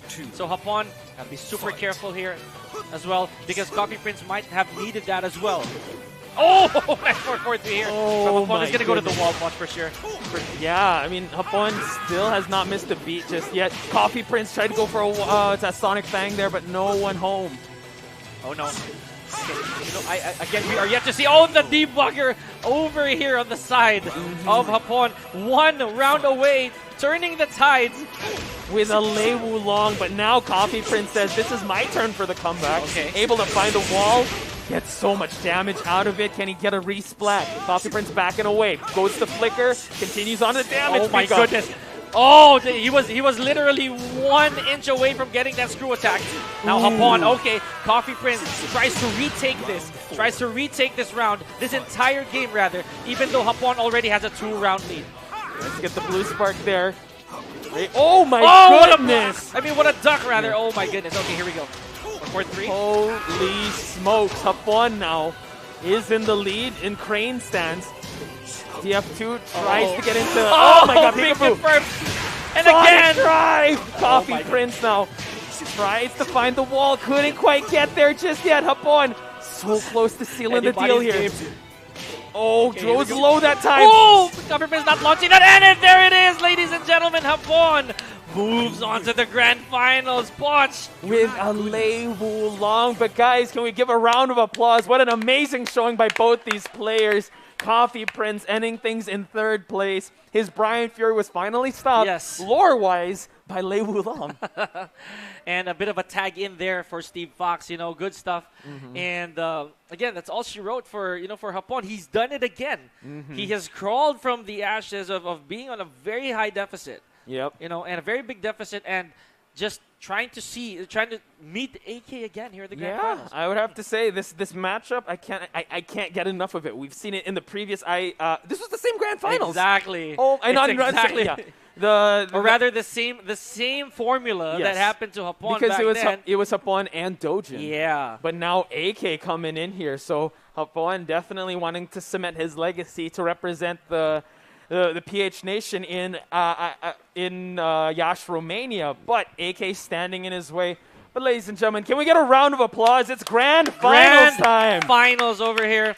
And again, the winner in a few months will represent our country. And again, it's super, super duper important, Poch. And, this is the return of almost completely offline. So True. a lot of people have waited for stuff like this, for tournaments like this, and IESF granting us that. And behind this entire tournament, of course, is PESO, Philippine Esports Organization. So the question is, are we going to see the Lei Wulong? I know. That is another one. I've been thinking deep down, like, is it going to be that? He's a hot character so far. Again, Geese may have to sit this one out, Maybe, because that was the character. Oh, he's going to try it. I don't know. He's really good with the Geese. AK shut it down, though, forcing him to change stage, change character. And had to go back to Geese as well. Yeah, so I'm not sure if he figured something out in this next match, but I don't know. I want to see more Lei Wulong, but I really wouldn't kick it against Hapon if he's going to be able to, change characters or not. But now, it's going to stick to the Lei Wulong. It's seems like it. Okay. Oh my goodness. This is again, this is gonna be one heck of a... Okay, there we go. We had to say it, Poch. Play Wulong. You know, maybe Hapon might even be playing coy here. He must have had this idea all along, you know? True, true. Again, Lei Wulong has brought in the victory. He's able to stop the, I would say, the reign of terror of the Brian Fury of Coffee Prince. And now he's going to try and do the same, replicate that type of magic up against AK because he has to reset this bracket for him to be able to win this entire thing. And AK has looked unbeatable with the Shaheen, was forced to change when he faced Haji to the Akuma, so that's what he has to worry about once he's able to win this one. Absolutely not an easy task, but here it is, Poch. We are in Dragon's Nest right now, my guys. So this really means that it's not going to be very allowing, very permitting for you to make something extravagant, make something stand out combo-wise. So it's going to be a lot of neutral game here. You know? True. A lot of pokes, a lot of punishment. And yeah, starting it off real slow. Hapon knows it's a marathon, not a sprint. He wants to be able to conserve his energy since he has to reset this. But AK, catching him coming in with a DF2 float. Does he remember the rhythm game that we were talking about earlier? The gas out period right here for Hapon. Oh, what a forward 3-1 right there from Hapon. It's a punish. You don't really see that often here for Lei Wulong. And again, he does have deficits in terms of range. Yeah, true. But upon realizing maybe, you know, with his Lei, he's a cardio machine. He wants to wait till the final 10 seconds for him to be able to capitalize here. Since we are winding down the clock, AK still in an advantage here. Upon waiting till the last possible seconds to come in, it seems like it might be a little too late though. AK able to get the first round due to a timeout. Playing it slow, going for the late game there, Poch. And again, it's always effective. You know, I would dare say that Tekken always has been a test of patience. You know, whether it's in punishment, whether it's in attack, you know, just gotta be patient about it. You know, same thing that Hapon did earlier. Yeah, he chose his shots, like especially those crane kicks that he landed. So again, the thing is, AK's not necessarily biting. He's still playing off rhythm. That's and true. Goes for the every time he tries to engage, he finds a launch. He finds a low parry. Now he finds the wall. There you go, nice wall standing 3-3. Double scorpion tails here from AK Shaheen. Oh, but catches upon jumping. Not in the mood for a handshake over here. Ooh. Oh, again, tried to go for a resplat, but to no avail. AK now able to dictate where this fight is going to go. Hapon does have rage. He has to get into stance to be able to do it. No step on the foot for you, sir. And AK, another solid second round for him. Round 3. Interesting stuff, and that's 2 rounds straight here. And let's reiterate, Poch, how for our audiences that AK does not need to win as much as Hapon should, because AK only needs 3 here. Best 3 of 5, and he is crowned the champion. Hapon, however, the journey that this man has went through. Oh my gosh, the no lows allowed. That's what AK said. Do not step on these shoes, sir. It's Casual Friday, and now we see a big low from Hapon. They cost a lot. Definitely, here we go.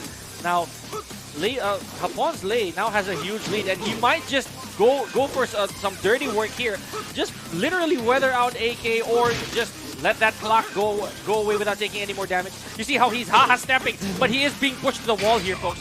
Ooh, big call out going for the rage. A kind of a desperation move there by AK, but that's what Hapon wants. Able to get a checkmate situation there. However, AK 1 round away though. Probably thought that Hapon would sit down or maybe lie down again one more time and went for the rage out. Here we go. But good combo advantage here from Hapon. Goes for that stance browse. Just goes back and forth here, folks. Slowly but surely, it seems like Hapon is finding the rhythm of AK. Left, left, right, and the slides are coming out, Pika. Oh, you know, AK's Shaheen also operates in a meter. He really does not want to let out those slides up until it is absolutely crucial. Here we go. Huge stuff, and now we see that Hapon, oh my god, finds himself in a flat situation. Able to get 1 round, that's still something. Laying the foundation, but this is the question now. Hapon has used the geese. He's used his, well, now his Lei Wulong. And then there's the Eddie. There's the Eddie that he hasn't used just yet, but now he's going to change things up. Going back to character select, I would have to say also the Leroy. Didn't quite work out. So the Eddie's the only one left untested here. Against AK. Against AK at least. Yeah. So here we go. This is getting very interesting. AK, he throughout this whole tournament, Poch, he has never stepped off the gas. You know, it's always going to be Shaheen. I can't afford to give any, again, bits of confidence, right? The thing is, he has to make a deal with the devil just for him to get to the demon himself. So maybe a one-time contract, you know what I mean? Exactly. It's a one-off. And should that be the case, is Mephisto going to come knocking again, you know? Could happen. It could happen. Like, I mean, I wouldn't put it past AK if ever he gets into that that tough spot. That situation, you know? But so far, the matchups, it was Haji to bring him to that state. So far, Hapon getting one round with the Lei Wulong, immediately going to his main, the Eddie Gordo. And I feel like this is the character that he needs to lock in with, because we're heading to Brimstone and Fire. There's not going to be an infinite stage after this. And let's talk about the pros and cons here, Posh. You know, you see, we know that AK's Shaheen is really well versed when it comes to Eddie. However, Hapon, we know him as a very stance-heavy player as well. So he knows how Eddie can go in and out of sticky situations. Oh, there, I was about to say that. AK, knowing the matchup, however, he knows that Hapon might just go for that. And a huge low block, rather. From one slide in, right? The mistake you have to pay, the debt you have to pay to AK for blocking that, and it ends with a perfect. Oh my goodness. 14 framer right there. Oh my goodness. Wow. Okay, and I believe this is Brimstone and Fire, so there's really no breaking here. And round start orbital by AK, just the confidence on this man. Block right there on the side step 4. And Hapon, we know that he is, again, very familiar with how Eddie does not actually have very much sidestep advantages. He's a very, very linear character. Down forward 4. Oh, no aerial. Another Eddie perk. Yep, the sidestep aerial kicks, and now Hapon put in a tough spot here. AK getting rage. Watch out for that red handshake. Do not shake his hand, sir. Oh, the back turn. Just try to punch your spine over there. AK, here we go. And we have talked about this much. The rhythm game has come into play, but Hapon may be understanding that this is one. Oh, what a block right there! Now he's running away. Yes, that's when he's able to do it. I think he needs to be out, pull in the strength of all the Eddie mains out there, get a sizable lead, then run away with it. Force AK in tough situations where he has to be the one to gamble. And they may be small, you know, but some pokes of Eddie, they kind of matter, especially when it's crunch time. And it's a good luck, you know, for anybody who tries to chase down Eddie when he's at a huge advantage. Oh yeah, dude, he just gets so much distance when he backdashes, and now AK realizes that he needs to set the pace early on just so Hapon won't run away with a round. We don't have the clock spent here, ladies and gentlemen. Now AK does not. Oh, he recognizes it. He knows he does not have the luxury of running away from Eddie unless he inflicts as much damage as possible. Go nice satellite moon blocking from AK. Oh, big low parry. And 10 seconds left. What is AK gonna do? Oh, he goes for the combo. He goes for the kill. Good stuff. He couldn't afford to give Hapon rage. Exactly. He needed to end it and end it quick on that third round. Fourth round incoming. AK 1 round away, starting off with a sizable low parry. Oh my goodness. Okay. It's either AK has seen the future or he has a very, very sensitive nose to have smelled that. Again from Hapon. All three. All two. Final answer. Hapon, though, getting a bit of a nosebleed stun there. AK trying to go for the FF3, but no, Satellite Moon gets denied. So nice back 2-3 here from Hapon, getting those pokes in. It is a safe string here, folks. So Eddie definitely has, you know, the privilege of using that. Should he place it properly? That second hit did not connect. Oh my goodness! Hapon having rage. Can he spend it wisely? Oh, AK getting flat. Is he gonna go for? Is anybody gonna pull the trigger here to take out the red? 10 seconds left on the clock. Hapon just backdashing away. Oh my goodness! And AK, Sidewall, really unfortunate. What a block from AK, and he gets win number 2. That was a tragic turn of events for Hapon. That was just an insane scramble, and AK coming out with a victory. Again, you know what? Tekken has those type of situations, and it's really how you're able to bounce back from them. AK, I mean, that could have went sideways any which way, but AK getting away with that, beautiful stuff. He's still sticking to the Eddie Gordo, which is, I would say, a great pick because it has put AK, you know, in a really tough spot. And now going to Infinite Azure.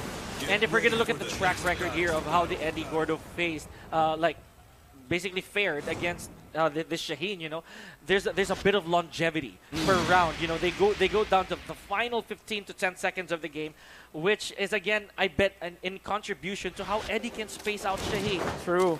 Now look at this, wise choice. Nothing to stop me from going, you know, from really sprinting away if I need to. Yeah, the game plan to get AK to a life deficit, then run to the hills. Be able to do that. You can do that. All right. Now Eddie, of course, well equipped with all the pokes that he needs, specifically those lows. And his mids are no joke either. He has huge counter hit tools, but speaking of tools, AK's entire arsenal is, I believe, well versed, you know, ready to face Hapon with whatever he throws out. All these low parries, Poch. True, just discouraging him to go for lows, but Hapon getting a counter hit there. Now continues the combo. He's feeling the confidence of this infinite stage, but AK hitting that DF2 right on the money. Can we just say that it's very hard to I was saying that earlier, that Eddie is so difficult to launch, especially when he engages towards Negativa. Oh, hits him with the Hornet grab, and AK 2 more rounds away from having a clean sweep against Hapon. And this is no joke here, ladies and gentlemen. The journey that Hapon went through just to face the very man who just showed everybody how he can be a destructive force. What a call of down back 4 here. Oh my goodness, AK going for a surfboard here. Couldn't get the cartwheel there. And Hapon, oh my god. Oh, good try there. Shiva. Ooh, that's so scary. Good try. No way! He went for 4-4-3. AK now with a big boy combo over here. Is he going to connect? Yes, it does. Wow. Oh, couldn't get the surfboard. Hapon now has rage. Good mix up. 20 seconds left on the clock here.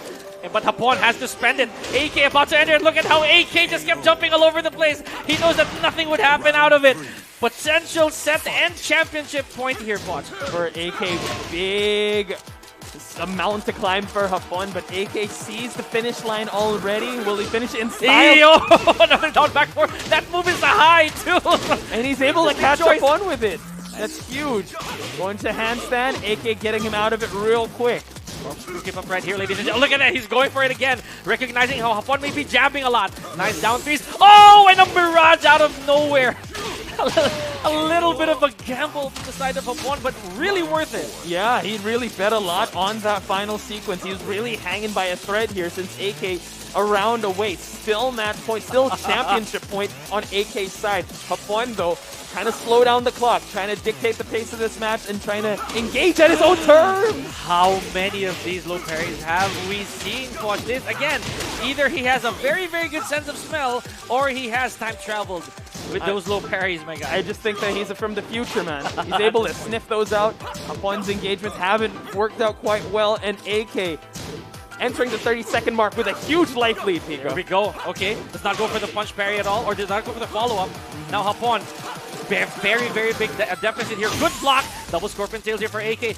Now, are we going to see the meter of AK being activated here? This is going to be huge. Hapon has rage to use. About to 10 seconds. Oh, and a low parry. That is it. Ladies and gentlemen, PBE AK is your IESF 2023 Sibol National Qualifiers Tekken 7 champion. He has finished the story, ladies and gents. Last year, he was sent out of the tournament by Hapon. Now, he is our representative for the Philippines for the IESF 2023 Sibol national team for Tekken 7. So, round of applause for both players, ladies and gentlemen. Incredible stuff. Everyone had their own journey. I mean, the character arc of Coffee Prince, bring out the Brian, and then the Eddie coming back into full form. But AK, ladies and gentlemen, he showed up and showed out with his Shaheen. He brought out the Demon once. He needed it once. Yes. One-time deal for the contract with the Demon, but after cashing it in for, you know, just one bit of survival. That monkey paw just went down once.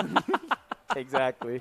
Signed it with the blood, but there it was. He really got it down here, folks. So, I mean, this has been quite a day, ladies and gentlemen. So from how many participants? I'd say 80-something registrants here showing up on the venue very early on today, showing us crazy, crazy stuff, even during pools, by the way. Exactly. What a journey. I just want to give a big shout-out to everyone still watching. And also big shout-outs to Smart, because this whole thing was powered by them. Big shout-out to my co-commentator, Pika, here with the analysis and just keeping things going. And also, you know what, just everyone watching. So incredible stuff. I mean, like, it's so good to be back offline. It feels wonderful seeing Tekken like that. Very, very high octane. There's really no better way to say it. But congratulations to all the participants, to everybody who joined, and we now have named our IESF 2023 representative being PBEAK. So it is also safe to say that by then it will be Philippines Laveres. So let's go, PH Laveres. So, ladies and gentlemen, that about does it. Now we're gonna wrap things up because we got some a photo op to take from the top 8. But from everyone here on the desk, Poch, Spice, and Pika, we're gonna sign off. We're gonna see you on to the next one, as my Pika says. So, see you guys. Peace.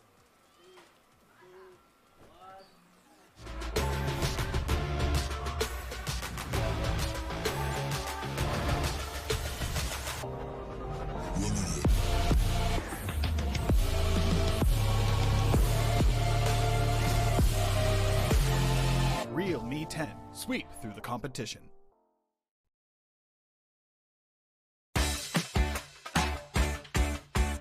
Saan ka man sa Pinas, ang signal ng TNT pinakamalakas.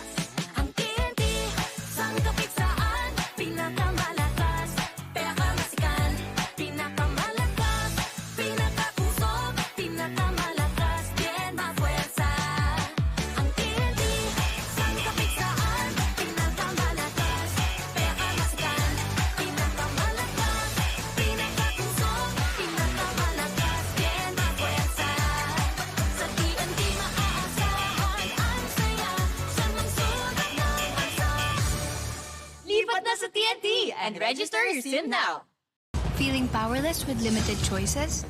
Not anymore. Because with Smart's new Power All 99, I have the power to do what I want. With 8 gigabytes for all sites and apps, I have the power to play, to watch, to share, to stream, everything. Plus, Only TikTok gives me the power to stay on my FYP. And Only Text power to stay in touch. All that power for just 99 pesos. Load Smart's new Power All 99 for the power to do what you want. Best choice I made. Load now. Did you know that you can switch networks but still keep your number? Now you can go with the Philippines' fastest and best mobile network. All it takes are 3 easy steps. First, secure your unique subscriber code from your current provider. Visit our website or any smart store near you. Lastly, activate your smart MNP SIM and you're ready to go. Unleash the power of the Philippines' best mobile network. Switch to the power of